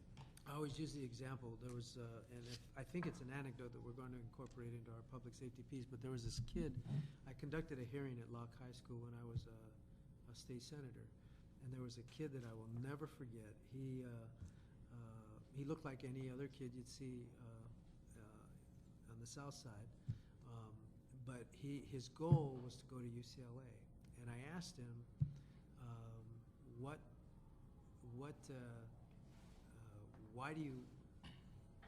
why wouldn't you be able to, why is it that you want to go to UCLA but others don't? And he says, well, what you have to appreciate is that I have to pass through 16 gang terms to get to high school from where I live, just a few blocks from the high school. 16 different gang terms.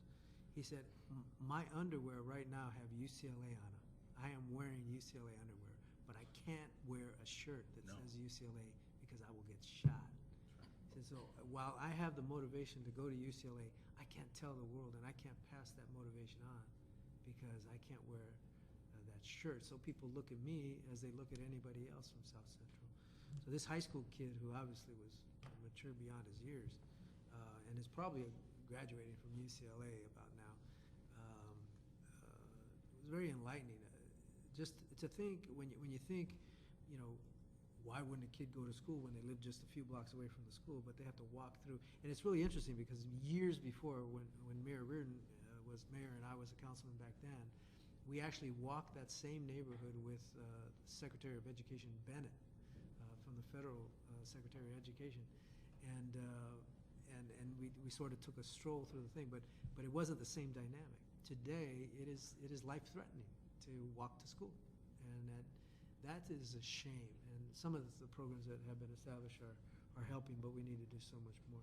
Anyway, I really appreciate your perspective, but I want to be very frank, and I don't want the public or anybody else who might read this testimony to think that we're naive.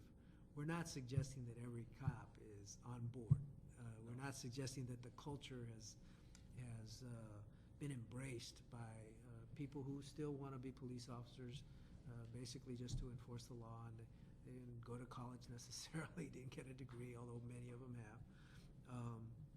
And it's something that we have to continuously work on. And I do believe there is a cultural shift with the chief. There's no doubt about it. On the one hand, I do believe he's a tough cop.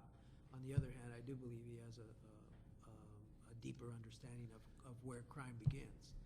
I don't think that means you're not a tough cop just because you see the roots of crime and want to reduce them rather than just treat the symptoms. You know, one of the things that we're doing with the advancement project and the sheriff is in the gang intervention academy that I discussed earlier is it's about training gang intervention workers on about how to use the system, how to work, how to professionalize. there's also a huge component for police officer training, because one can't work without the other. And if every time they show up at a crime scene, and Charlie Beck's at home in bed asleep, which I will be, and the young police officers, like my daughter, deny them access, or tell them to go away, and we don't need you here, well, they lose an opportunity, and it defeats the whole purpose of what we're doing. So a lot of what we're doing is about internally preparing the organization for the use of all these tools. So I understand what you're saying. I totally agree with it. It is a big part of what needs to happen. We're not saying that only intervention needs to be trained. That's not true at all. Yeah. It's about I think somebody said earlier, paradigm shift. It's about a change in culture on both sides, and the places where I've seen it most effective, which I think, at least in my experience, I know there's other parts of the city that have done very well in this, but in Watts, it makes such a difference when this works, because it humanizes the police department.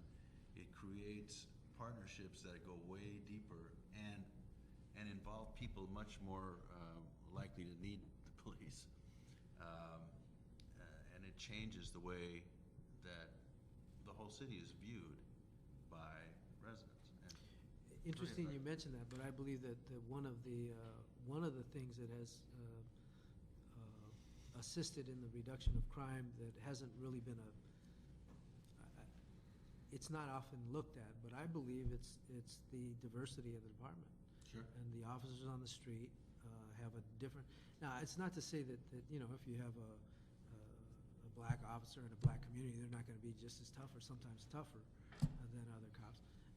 But what I'm saying is, systematically, there's a different relationship between the community and when it's a Hispanic community and they see that most of the police officers that are patrolling are Hispanic, there's a different level of respect than there was before, when there was no Hispanics out there, or 1 out of 20. And so I do believe that that has had an effect on the ability, not only of the respect that comes from the community just by being able to communicate with or look the same as, but also the ability for the police officers to do, as you say, to take advantage of the opportunity and reach a little deeper and try to do something a little extra to help resolve a crime or a problem with a particular kid or a particular neighborhood or whatever. So well, it's very easy to, yeah. The first rule of war is to demonize the enemy, and it's much easier to demonize people that are not like you. And I'm not talking about one side either. I'm talking about both sides. Exactly. So it's very important on a lot of levels that you see each other as human beings and not as the enemy, because this is what leads to atrocities. This is what leads to disrespect on both sides that often results in death. This is a very dangerous. You hit on a key point, and that is cultural training for police officers. Yeah. This cultural shift, this paradigm shift that we're talking about, that we need training. We need more of it, a better understanding of how to deal with diverse cultures, particularly in an urban environment. And the youth culture. This is the problem you're talking about. I mean, the generational aspect, as you mentioned earlier, is very important, because to get at the roots, the generational issue is huge, because it completely changes the dynamic of what getting at the roots means. Mm-hmm. But it's very important that we're able to interact on all those levels with folks. Otherwise, there is no solution to this. Well, thank you very much. Sure. And we're going to move on. Alex Alonso, we've got you listed as gang historian, but what is your affiliation? I'm a graduate from the University of Southern California. I studied gangs there since 1993. I run a website called streetgangs.com. Oh, okay. And I pretty much examine all the historical aspects. And so you worked with Malcolm Klein? Worked with Malcolm Klein, Cheryl Maxon, Diego Vigil. Wow, okay. And first I want to say that I don't think gangs are our #1 problem. I think they're a byproduct of what we're really talking about is poverty and other social issues. If we have gang members that have... Thank you. I mean, that's the reason I'm focusing on poverty, not any one of the symptoms of poverty. Well, they're certainly related, but I think 2008 is a perfect example of how bad our gang problem really is. I would say it's not as bad as the media and our perceptions think it is. If we had 175 gang-related murders, and as a whole, the city with 381, we're talking about murder numbers that are reflective of what we had in the late 60s. That's almost 40 years ago, and we have a city that's grown to over 4 million in population. And I think overall, LA is doing a great job, and in comparison to other large cities throughout the United States, it doesn't compare. When you got cities like Detroit, Boston, Camden, New Orleans, LA is like a paradise. But what has altered the people's minds is the way we talk about this problem. I think we need to humanize the gangs. We have, according to the city, 40,000 gang members that were responsible for 175 murders. And when you look at the actual number of perpetual violent gang members, they represent a small percentage of our total gang population. We're not talking about all 40,000 gang members. We're talking about a small amount. And I think we need to differentiate between the different levels of gang activity. It's very easy to get involved in gangs, but it's not easy to commit murders. If we had 175 gang-related murders, we actually had more non-gang-related murders in LA, 206. So where's the bigger problem in terms of just murders and assaults? It's obviously a population outside of the gang realm, at least in 2008 and many other years. But in terms of poverty, let's talk about poverty for a moment. You have to, in this manual I looked at, a geographic and spatial analysis of poverty and where poverty's at really wasn't ascertained. LA is such a large city, over 400 square miles, but where are we talking about in terms of poverty? And just briefly, I'll just mention a few neighborhoods that when you look at it statistically using the census data, areas that are extremely high in poverty. The Mar Vista area has a census tract where 56% of the people are living at or below poverty. Watts, there's 2 census tracts where 70 to 80% of the people are living at poverty. There's a little neighborhood between King and Vernon down Vermont where 50% of the people are living at poverty. Estrada Courts in Boyle Heights, right on the edges of Los Angeles near the county, 54% of the people there are living at poverty. And the Harbor area, and then of course Pico Union, where Alex Sanchez was from. Pico Union had 6 census tracts where 50% of the people were living at poverty or below that level. We need to really look at this in a more surgical manner where we're mapping these areas. We're not only looking at poverty, but we're looking at concentrated poverty, meaning that you have a neighborhood that has poverty in it, and then you have surrounding areas that have poverty, and the surrounding areas to where you have people that are living in concentrated poverty have the most difficult and the least access to what's going on outside of this poverty realm. Based on the neighborhoods you mentioned, is that correlation consistent with regard to the high levels of poverty and gang violence? Absolutely. If you do a geographic analysis of poverty, looking at 2000 census data, and you look at areas that had 50% poverty or more, people living at that level, and then you put a gang territory map, which by the way, I've mapped out all the gangs for the county of LA, you will see that gang territories fall right on top of these areas of concentrated poverty and high poverty. And then if you take crimes, specifically murders, I've been able to look at murders, you will see the concentration of murders occur in these areas, such as Pico Union, down in South LA on the east side. There's an area in Harbor, Watts, of course. So it's all correlated. But I think that we're focusing, some people, some of the comments I heard focus so much more on the gang problem, where I don't think the problem is gangs. It's more of these other social ills that we need to get to. The gangs is a problem on the surface. When we dig deeper, we're talking about poverty, we're talking about families. It's tremendous how, if you look at the number of single-parent households that are living in these areas of high poverty, it's like almost 80% in certain census tracts. And then, of course, economic opportunities. Then, because of those situations, as a byproduct, you get gangs. So we can't attack the gang and expect the gang to go away. We've had gangs in America for 200 years. We got to attack some of those social ills that are deeper at the surface, and then through time, we'll be able to mitigate violence and mitigate crime. I don't think we'll end poverty, but I think we could reduce it.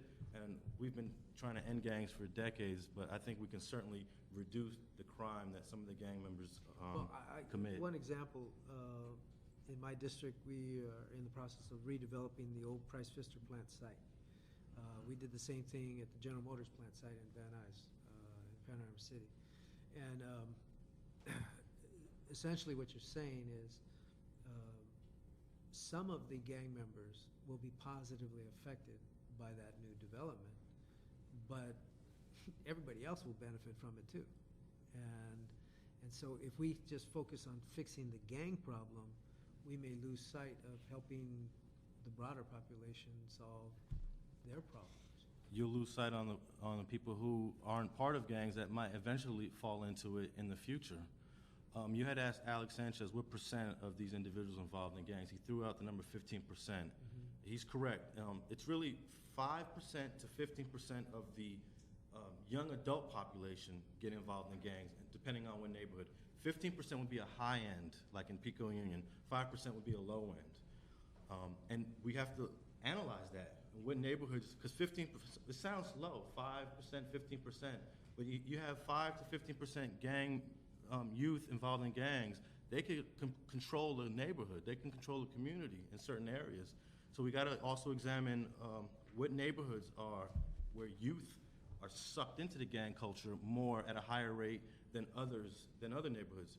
You mentioned having lack of resources. What are the quick ways to pretty much look at this? And one of the quick ways is reallocating already existing funds towards programs that are going to reduce poverty.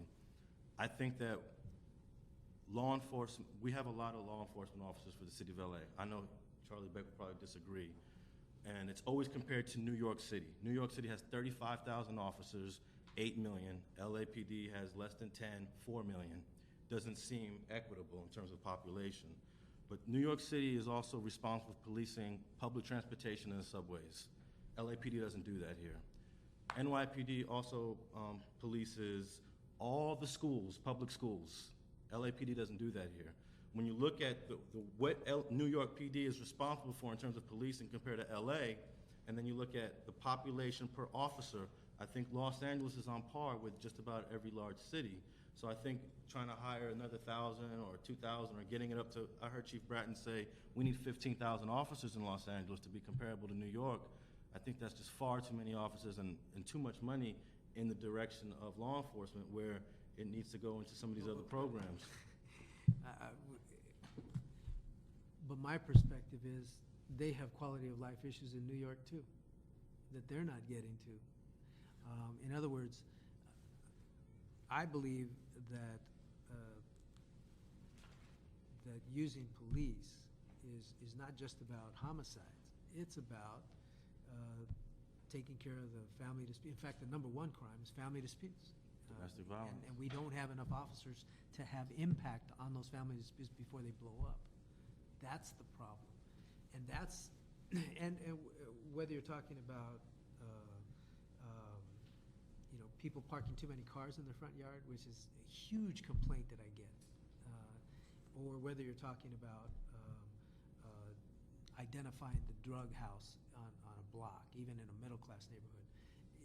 We're not able to penetrate and saturate into those levels given the number of officers. Now, also, the difference in New York, because they manage one system, they even have the Port Authority. I thought you were going to mention that. And the airports. They don't have the Port Authority.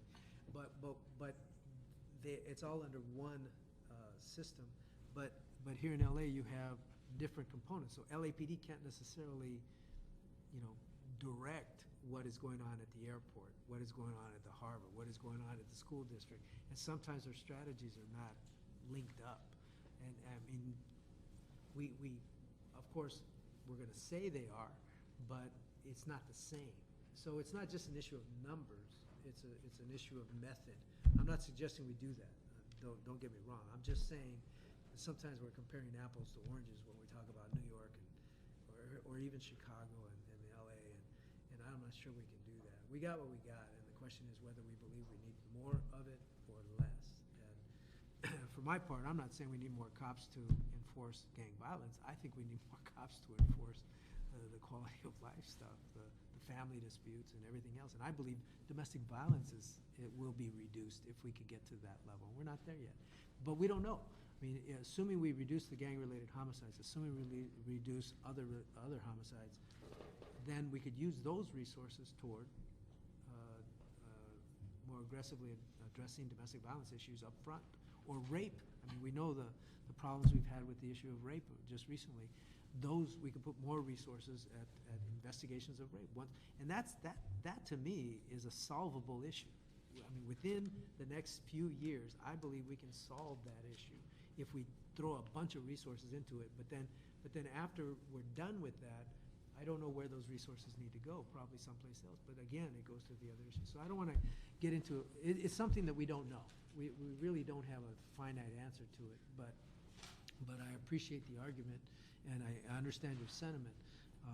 But I do agree that we are not doing enough to track problems with the multiplicity of issues that affect a particular community. That we too often say this gang member is a problem, and we don't look at all the other issues that are surrounding that particular problem and addressing it in total. I think a GIS, geographic analysis of these communities would certainly contribute to the master plan in terms of poverty and crime. I'll give you a funny little anecdote. When I used to write police exams, I wrote the captain's exam in 1988 or something. And Thank you. what I did was, I don't know when you took it, but Which time? It depends on which time. well, in '88, I did something unique. I had them, rather than come up with questions and a typical form, I had the deputy chiefs who worked with me on developing that exam develop a statistical city. And they did this matrix of describing a community. And they said, if you were captain of this community, what would you do? That was the question. And they had to write an essay. Now, they'll never do that again because it was a resource issue. It was difficult to manage. And then, obviously, an essay like that is very difficult to judge as compared to another one, particularly when you have different people judging. And so it was a very difficult thing to do, but the concept is exactly what you're saying. If we could have a better understanding of the demographic issues, and not just demographics, but the social issues and the economic resources in a community, we could do a much more effective job. And so I've heard you say several things that I've caught on. One, we need to do a better job of analysis of the communities, and we need money for that. We need to find the resources to do that kind of analysis. I think since I've been back on the city council, I've noticed that we've focused a lot more attention on that. Certainly under Mayor Villaraigosa and Jeff Carr, there's been a focus on the analysis of the community as opposed to just political will. When we did the Bridges program, everyone now knows it was driven by, well, I want my piece of the action too, and that's why I was opposed to the first Bridges program, and I was the only one that was opposed to it. But this, at least, even though we may have our differences of opinion on this particular system that Jeff Carr is managing, it's driven by that kind of analysis, and we have to give it credit for that. Hopefully, we'll learn something from it. Also, when you do an analysis, you'll see that pockets of poverty in LA will cross city boundaries, of course, and I think you have to link up with some of these neighboring cities, like, for example, Inglewood, or in the valley, San Fernando City. All of these areas of poverty are not just confined to the boundaries of LA, but they will spill over. I think Alex. Well, let me say this then, for the purposes of the master plan to end poverty. I can tell you that one of the things we should do is incorporate something that suggests that in areas, this document is not about the city of LA. It's about how to end poverty at whether we're looking at strategies for private industry, for federal, state, the school system, whatever. So we can make any recommendations we want, but what you're suggesting is that we have a better understanding of how to develop cooperative agreements with local, other jurisdictions that impact our jurisdiction. Absolutely. And so one of the strategies that we would seek to expand is our ability to work with Inglewood, our ability to work with San Fernando on issues. We've got anecdotal stories for every one of these communities, but do we see that as a primary strategy? And the last point I want to make, when you look at these communities of poverty, what's the best approach to trying to address it? Do you deal with it from the core out? The core meaning the highest levels of poverty, and it kind of lessens as you come out, or do you deal with it from the peripherals in? And that's an important question to address, because depending on, you want quick, long, or short-term success, you want now, or are we looking down the line? Because you're going to have a greater challenge with dealing with the core of these communities of poverty than if you're dealing with the peripherals and working in. So you have to look at that in terms of a timeline, and which way do you approach it, core out or out into the core? Yeah, I think that is an important approach. In fact, we would like to work with you to expand on that language. I'm not exactly sure on the depth, but I will provide you this as a council member. We work where the opportunity arises. So, you know, I just happen to have the Price Pfister plant that somebody was interested in redeveloping. What am I going to say? Well, no, this block over here needs more work than that block. I can't do that. The opportunity is at Price Pfister. It just happens to be in the core gang area of Pacoima, and so it's a great opportunity. But I have another development in Panorama City that could have just as much impact, but it's getting bogged down because of the economic situation. You take the opportunity where it comes, number one, but also as you plan for the future, you got to be ready to move in other areas. But that's a good, that's something that needs to be explained. People are always telling me, well, why can't, I had another development opportunity that came up, and they said, well, we don't want 200 units of senior citizen housing. We want a Trader Joe's. How do you do that? I mean, if you're an investor, how do you make that change? I mean, Trader Joe's isn't interested. So you're going to stop 200 seniors from moving in your neighborhood when they're going to have the least impact of any other thing you put there? And so those are some of the challenges that we have. But I appreciate your comments, and I appreciate any criticism or critique or offering that you make with regard to the document, including putting you guys head to head on the policing issue. That's fine with me. We want there's this limited resources. We want this document. Yeah, exactly. Where's the money come from? Are you working with I'm pre-existing money, or your Fire department. well? Thank you very much for your input, and we appreciate any input you can provide. Now we have John Hipp from the University of California at Irvine. You've done some interesting studies on just this issue, and so I'm looking forward to your comments. Yeah, thanks. It's great to be here. I've really enjoyed all the talks in this panel and the other previous panel as well. Really interesting, and I enjoyed the draft chapter a lot. I thought it was done nicely. There was a lot of it has a good understanding of the state of criminology right now. What do we know about crime? So I thought I did a good job in that way. I want to make a few comments of things that more in line of kind of smaller issues, if you will. It was interesting. The very first sentence noted this. Which direction do we have poverty versus crime? Does crime cause poverty? And it was interesting to me. And then you went on, left that issue behind. A lot of my current work right now is looking very much at that very question, and it's because a lot of previous work just kind of said, "Oh, poverty causes crime," and just left it at that. A lot of studies have looked at, kind of one point in time cross-section. You look areas that have more poverty have more crime, and the assumption is, well, poverty causes crime.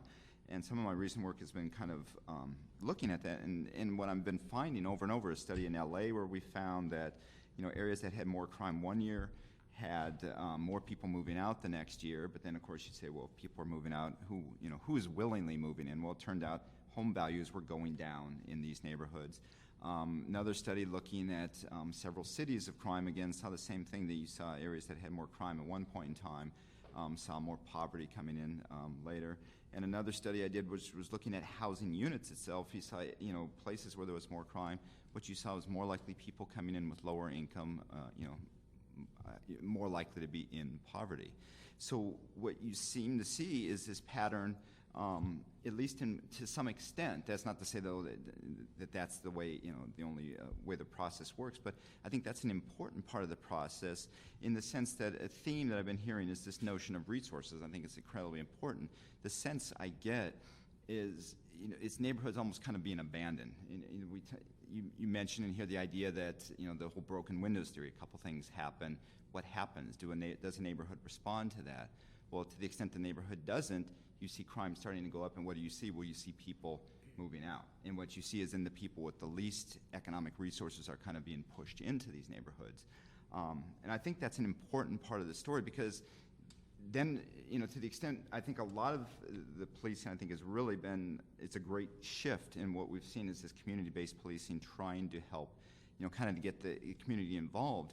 But you have an extra challenge here, in the sense that the people that are moving in are the people who are perhaps single-parent households who are trying to support a family that way, or people where both households are working. So now you have a difficulty where you say, well, let's get them involved in a neighborhood watch. Well, these are the exact people who maybe don't have the time to do this. And if anything, the people that were moving out, the middle-class people, were the ones who would have this ability, have the time to, get involved. And they're saying, oh, no, I'm getting out of this neighborhood. And now you have new people moving in who lack the time and lack the ability to do this. So that, I think that's a challenge that's there. And I think there needs to be an understanding that that this is part of a process, that it's neighborhoods that are transitioning, in the sense they get to this point. And it's a particular need for economic resources. So in that sense, I very much applaud the general approach you're taking here, very explicit approach, that the need for economic resources in the neighborhood. Related to that, I noticed there was another point where you talked about. Yeah, go ahead. Policy Yeah. question that I think of as you're speaking is, Yeah. And we all seem to agree. We know that where there's a high concentration of low-cost housing, there's a higher tendency for gang activity, violent gang activity. And yet, our policies to create affordable housing have been fairly consistent over the last 30, 40 years to create dense housing in exactly those areas. Right. So it doesn't seem to be consistent. In that sense, I mean, and you do see there, I mean, recent policy has been shifting in that regard. I don't know to what extent that has happened here in LA, but in other areas, the whole notion of vouchers, the whole notion of getting, the moving to opportunity experiment, things like that, trying to get people, trying to disperse these neighborhoods, addressing the notion of concentrated poverty, the notion that, neighborhoods with this huge amount of poverty are problematic. The idea of trying to disperse people out of there has been one shift, trying to address that very issue. But we still have all sorts of public housing here in LA that concentrates poverty in that sense. Well, I yeah. also, the one piece that we haven't mentioned that I mentioned quite a bit,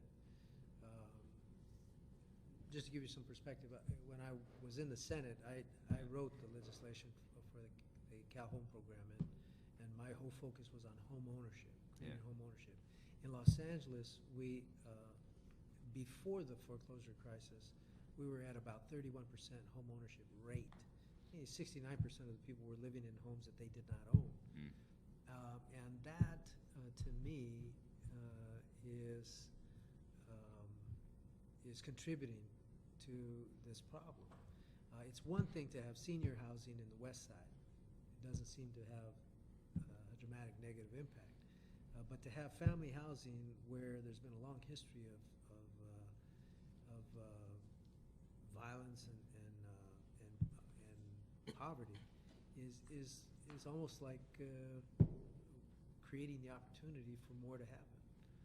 Right, that's very much the idea, and that's what you've touched on. I've heard other speakers touching on this. I thought it was interesting, your question you posed before about what makes someone turn to a gang, and what, you know, what is the influence that causes that? And that's kind of tying into exactly what you're raising here, this notion of trying to change the context. So it's not just a matter of a household being in poverty. And I applaud that, you know, this question of trying to end poverty, but all of this discussion, I think when you start talking about what we've been talking about for crime is really about neighborhoods. So it's not the notion that some impoverished family will be going out causing more crime. What we're really talking about here is neighborhoods that have higher rates of poverty, and to what extent does that, either is that a cause, or is that itself a symptom of a problem? And is it a neighborhood that's been kind of abandoned of sorts? A neighborhood where people were moving out, leaving it, and now it's a neighborhood that really needs the sort of resources to help it out. So that was something that struck me in reading this. I mean, it was also striking me, you know, I applaud the notion, you know, of trying to, homeownership seems to be another important factor that we notice in studies of neighborhoods and crime. You know, it seems like neighborhoods that have more homeowners, and the idea there is that people are more invested in the area. They're more committed to it. They won't just simply pick up and leave if problems occur, but they're the ones that are But more. I think it's, Yeah. I think it's much more than that. Yeah. And let me Yeah. describe.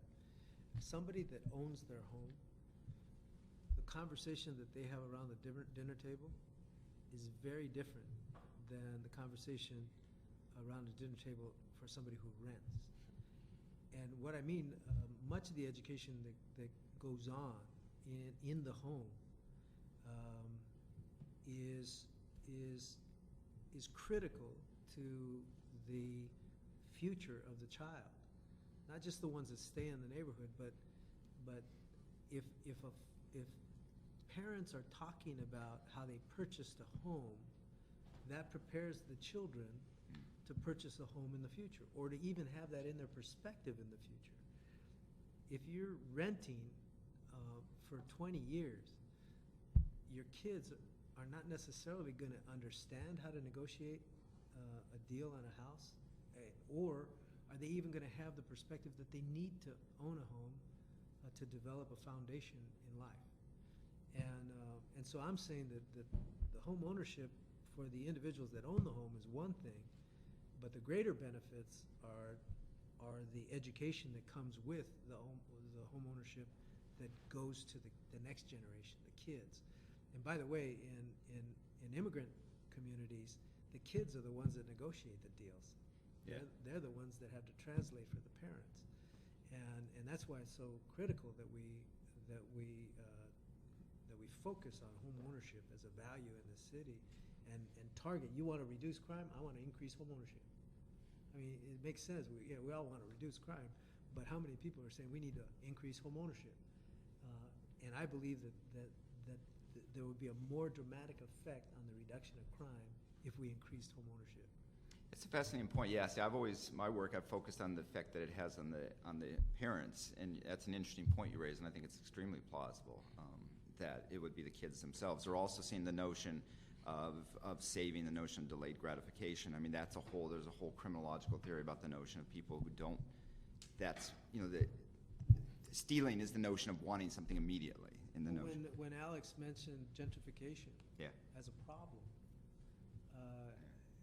I mean, it's a fascinating concept that we may have improved the neighborhood, Yeah. but have we fixed the problem? Right. In terms of the people who were creating the problem, or are they just moving to other communities and creating? Right, we push them out. So What we we're not- really need to yeah. do is empower them to be able to own the homes or the condos that are moving into their neighborhoods. Right. And you see them popping up in the downtown area. It's very dramatic. Or even in Echo Park, you see the dramatic gentrification process. And yet, the people that were there are not the ones that are taking advantage of it. No, that's the common theme of gentrification. That's the enormous challenge. If you could come up with a solution to that, that would be a wonderful thing. But that's Another that's the interesting pattern. thing that I find in my district, but I've also seen it on the east side, and I assume it's also occurring on the west side, and that is that the former homeowners are becoming homeowners of other houses, and they're renting them. Mm. So it's almost like it's our own community that is creating the problem and opportunity. Yeah. But I've seen that a lot. I've seen where they're either renting their former primary residence, or they're purchasing other houses in the neighborhood and renting those. Huh. And it's it doesn't, the asset that allowed them to purchase those other homes is not available to the other community. Right. And the next generation can't take advantage of it like they have. Right. So I believe that has created the people who can stay in the community. One of the elements of the people that can stay in the community are gang members. Yeah. And of course, the more maturing population of homeowners stay there Mm-hmm. because of their investment. But everybody in between is gone. That's the challenge. And yeah. so you have this increase of the gang population and an increase of the senior population with no defense. Right. It's a crazy dynamic, but that's one of the things I see with And I think in that's my district. right, and I think that's what I saw in this document. I think an important point is, I mean, I like the idea of trying to get people involved. There's a nice discussion of the notion of the physical environment and how that affects crime. A lot of research has been done on that, and the notion of people trying to fix their neighborhoods in that regard. But that points out a couple things. A, we need to go in and educate these people on what that means. And B, in some instances, these are areas that are just struggling to get by. They can't afford these things. So that, again, that suggests a need for resources to help people do that in these areas. So again, kind of touching on that same theme, that to the extent that it's people with the most resources that are leaving, that requires a real need to go in and address those problems in a neighborhood like that. And then the one other thing I wanted to comment on, the recidivism is an interesting, incredibly important, and has been touched on already.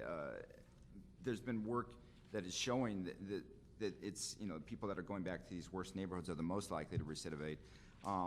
There was also some work that I'm right in the middle of doing, just the only reason I mentioned it, but it was interesting. We've been looking at the notion of, people going back to the community, to what extent. We've talked about jobs for them, we talked about social services, that sort of thing. What we've been working on right now is all we were doing is looking at a real simple thing, is how many social services were near to people, just close by to them, because this touches on a number of issues. People coming back from, parolees, lack transportation, lack other things. If you need social services but they're further away, you're less likely to make that trek. And to the extent that you don't get those services, that affect recidivism. We just did a simple, GIS mapping, where you live and how many social service programs are near you. We found, at least in this preliminary work, we found a huge effect that people that have more of these social services nearby them are not recidivating. They're less likely to recidivate. So I think that's a theme that touches on a theme that I see in this report. In our study, we don't know. Are people actually using those services? We don't know. But again, it's the notion of getting services into these communities. Again, it's very much where people live. And we touched on before, people don't really have a choice where they come back from prison. But the notion of needing those services and needing them nearby them. I would Yeah. also offer Yeah. accessibility to those services. Yeah. Because even if they're in the neighborhood, if it's 8 to 5, Absolutely. if you're a probationer Absolutely. and your PO calls you and you're working someplace, Mm-hmm. you're in a catch-22. Oh, absolutely. You report Yeah. to the probationer at risk of losing your job, or you ignore the probation officer and get violated and end up losing your job anyway. Mm-hmm. So it's interesting to me why probation offices are primarily open from 8 to 5 when they should be open in the evening when people wouldn't risk losing their jobs. Right. Right. And I know. That's not to say probation officers aren't working in the evening. They are. They're out there. But it's traditionally an 8 to 5 job, and maybe that's a key part of the problem.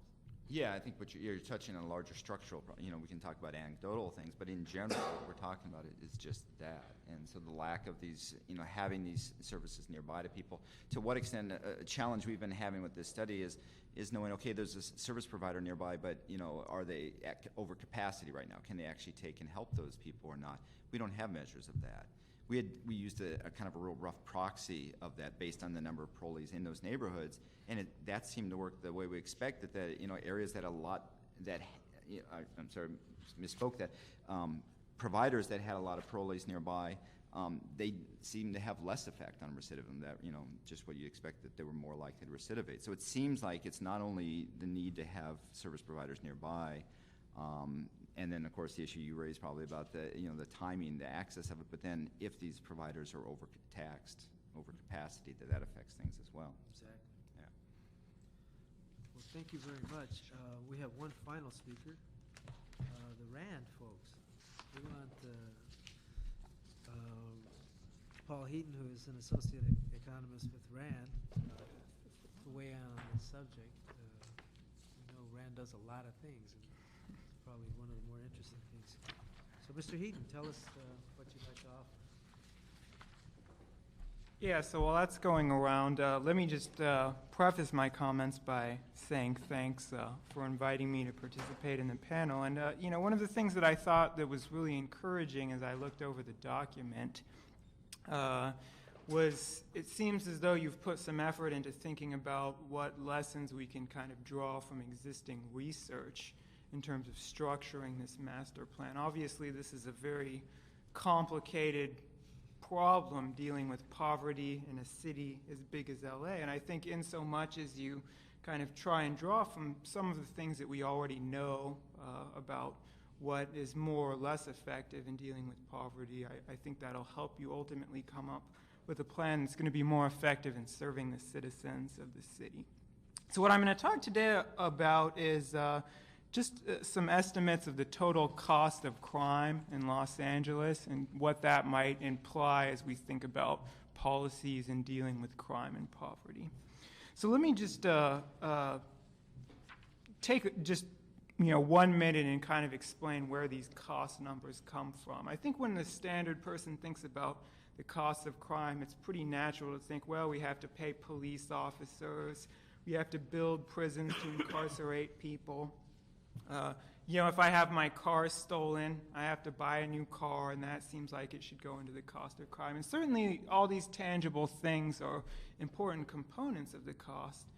But I think if we really want to measure the true social cost, we also have to try and find a way to account for some of the intangible effects of crime. So, for example, if I'm not able to go to a park and use it because of gang activity, because I'm frightened of being there, I would value using the park, and I need to take into account the lost usage when we calculate the total cost of crimes. And so the research studies that on slide 2 that I cite are efforts to try and take account, so that's slide number 2, so this first slide here, take into account the overall cost of crime. And so essentially the basic approach people use is they can try and get accounting information to measure things like enforcement costs. So we could look at insurance records, to look at value of lost property.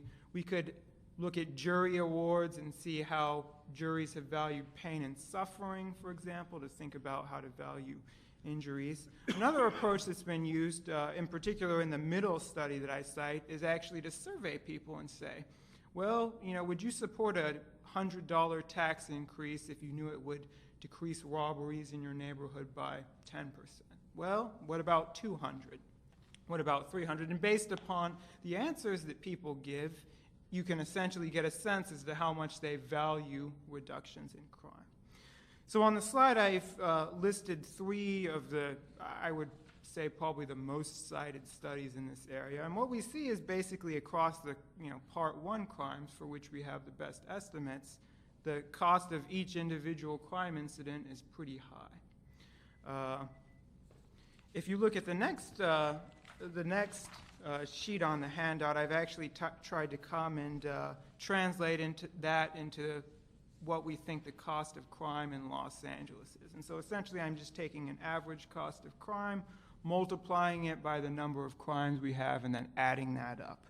So the yellow number, that 6,450, that's $6.5 billion in annual crime costs in the city of LA would be roughly what you'd come up with using the standard approach. So just to put those numbers in perspective for you, the 07-08 fiscal year budget of the city was $6.8 billion.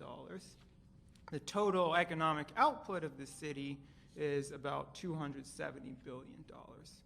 So what this argues for is that the kind of aggregate cost of crime in Los Angeles is pretty high. Now, if we look at the next sheet on the handout, and this actually speaks to a question you raised earlier in your discussion with Alex, what I've plotted here is by zip code within the city of LA, the relationship between the poverty rate and the homicide rate over a 10-year period between 97 and 2006. And basically the point of this is, I think everyone in the committee is probably well aware is there's this strong positive relationship between poverty and crime. If we think about that large $6.5 billion cost, what it tells us is that poor residents of the city are bearing disproportionately those costs. And, the magnitudes are pretty large. If we look at a place that has a 50% poverty rate, they're about 5 times as likely to be a victim of homicide as someone who's in the 10% range. Now, what can this tell us about policy? Okay, can you explain this graph to us?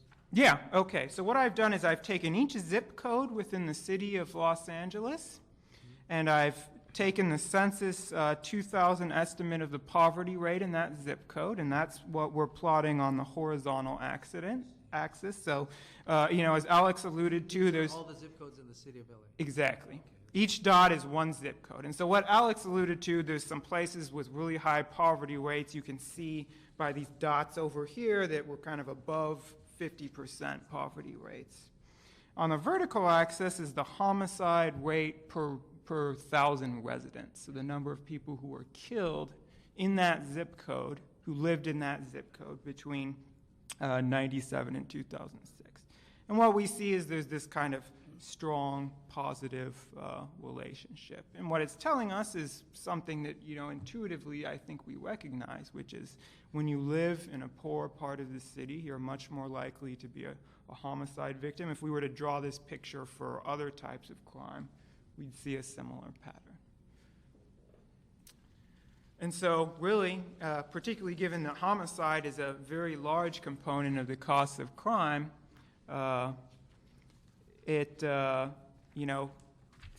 poor people are disproportionately impacted. Now, what does this tell us about policy?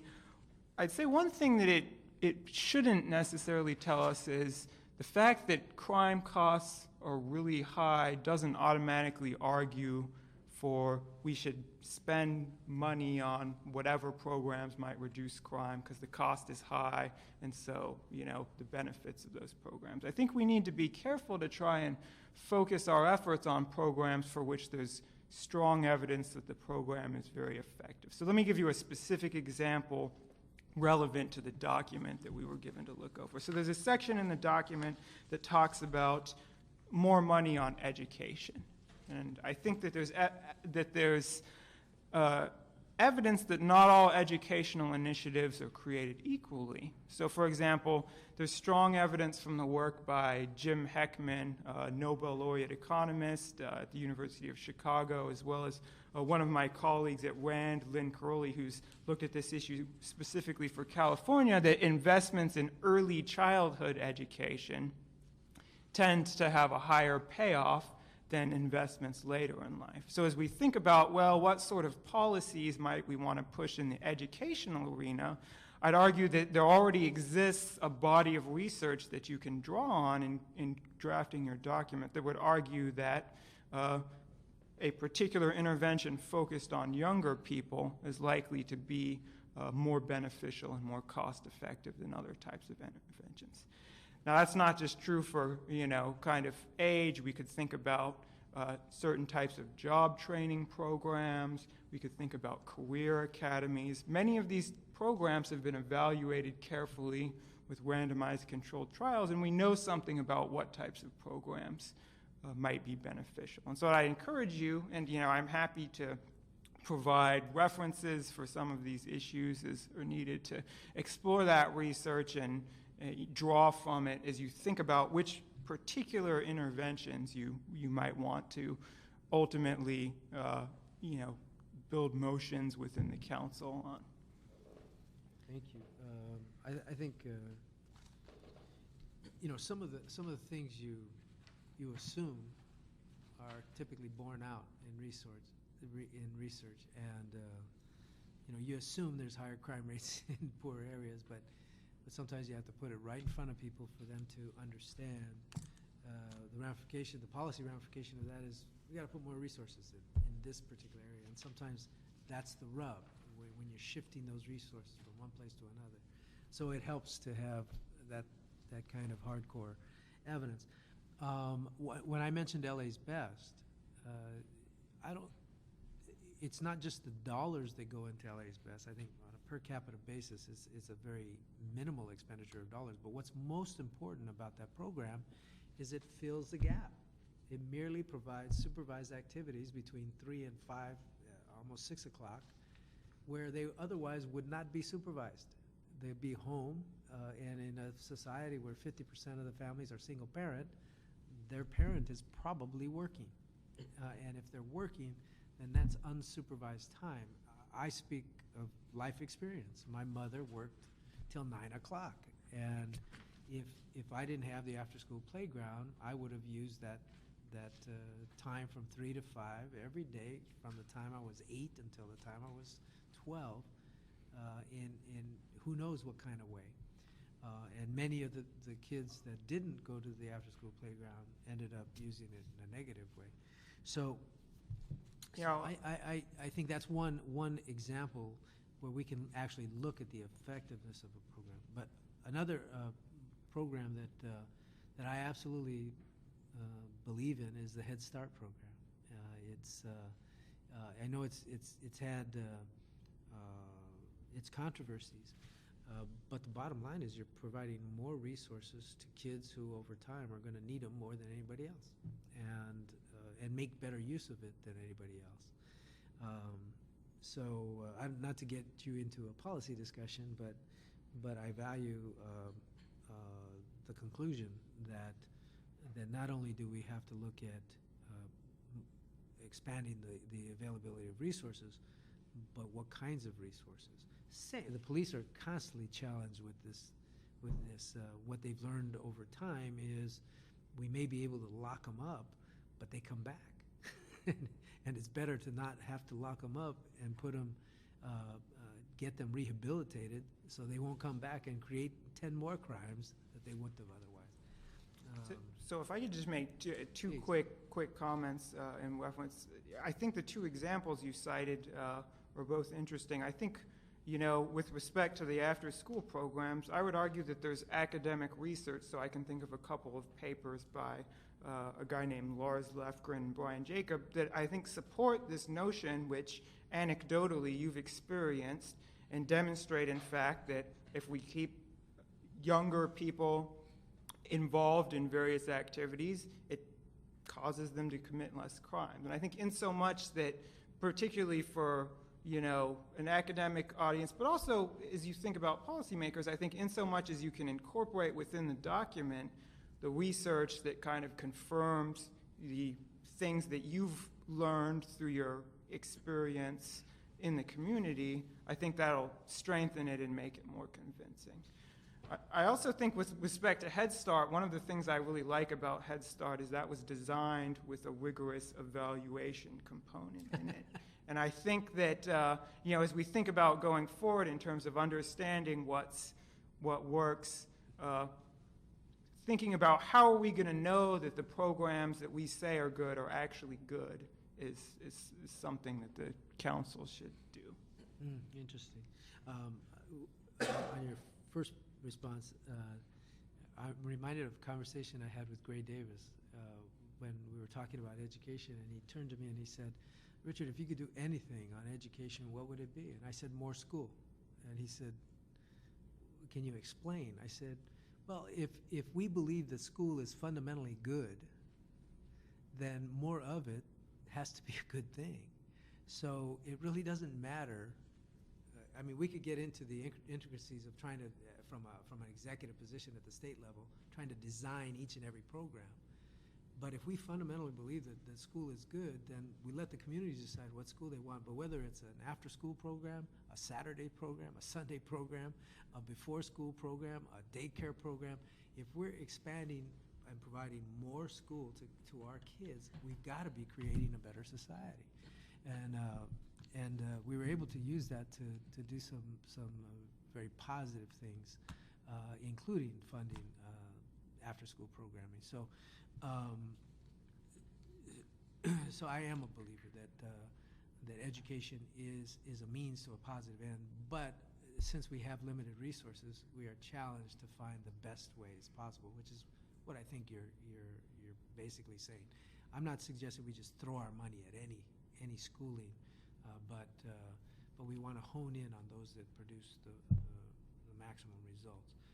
Frankly, some of the work that the charter schools are doing, some of it is extremely beneficial to that particular community, and it works, and it's cheaper.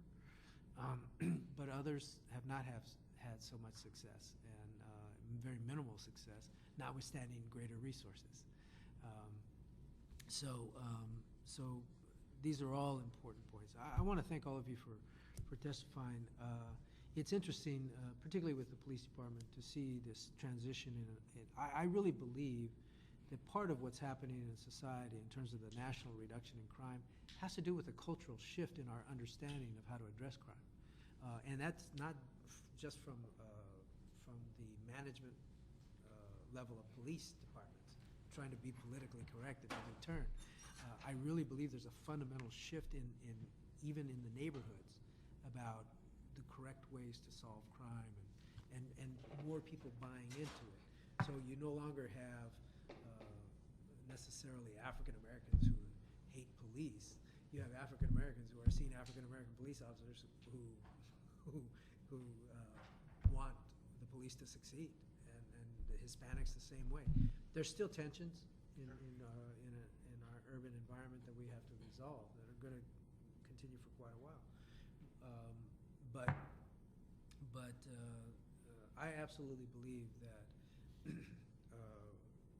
whether it's the chicken or the egg, reducing poverty will reduce gang violence, reducing gang violence will reduce poverty, and dramatic effects as you move forward. So the investment in reducing gang violence is a smart economic thing to do, but it's also a quality of life thing to do. It's not just economics. Anyway, thank you all for testifying. And again, we will continue to send you drafts of the documents, and we're very appreciative of any input that you can make. Some of the studies that you've cited, we'd appreciate it. I know he wants that graph. I want the rest of it. I want to know about this one zip code here that, this one right here. That one right there, Paul, where is that? Yeah. We can District? find that out for you. That's what did Gates say? It's Anomaly. It's an anomaly. No, aberration. It's an Aberration, aberration. yeah. Anyway, thank you all very much. And our greatest challenge is to write a document that can be used in a practical way, and that's what we're trying to do. I can tell you right now, I won't agree with everything in the document, and we want to stimulate debate as much as anything else. But more than anything else, we want to create this attitude that we can end poverty, believe it or not, and I believe we can. It's just a question of, like I said, managing our resources more effectively, and getting a greater commitment from people to make it happen. And I think we can make it happen. Anyway, thank you all very, very much. This meeting is adjourned. And staff, thank you. So you can say it's even more than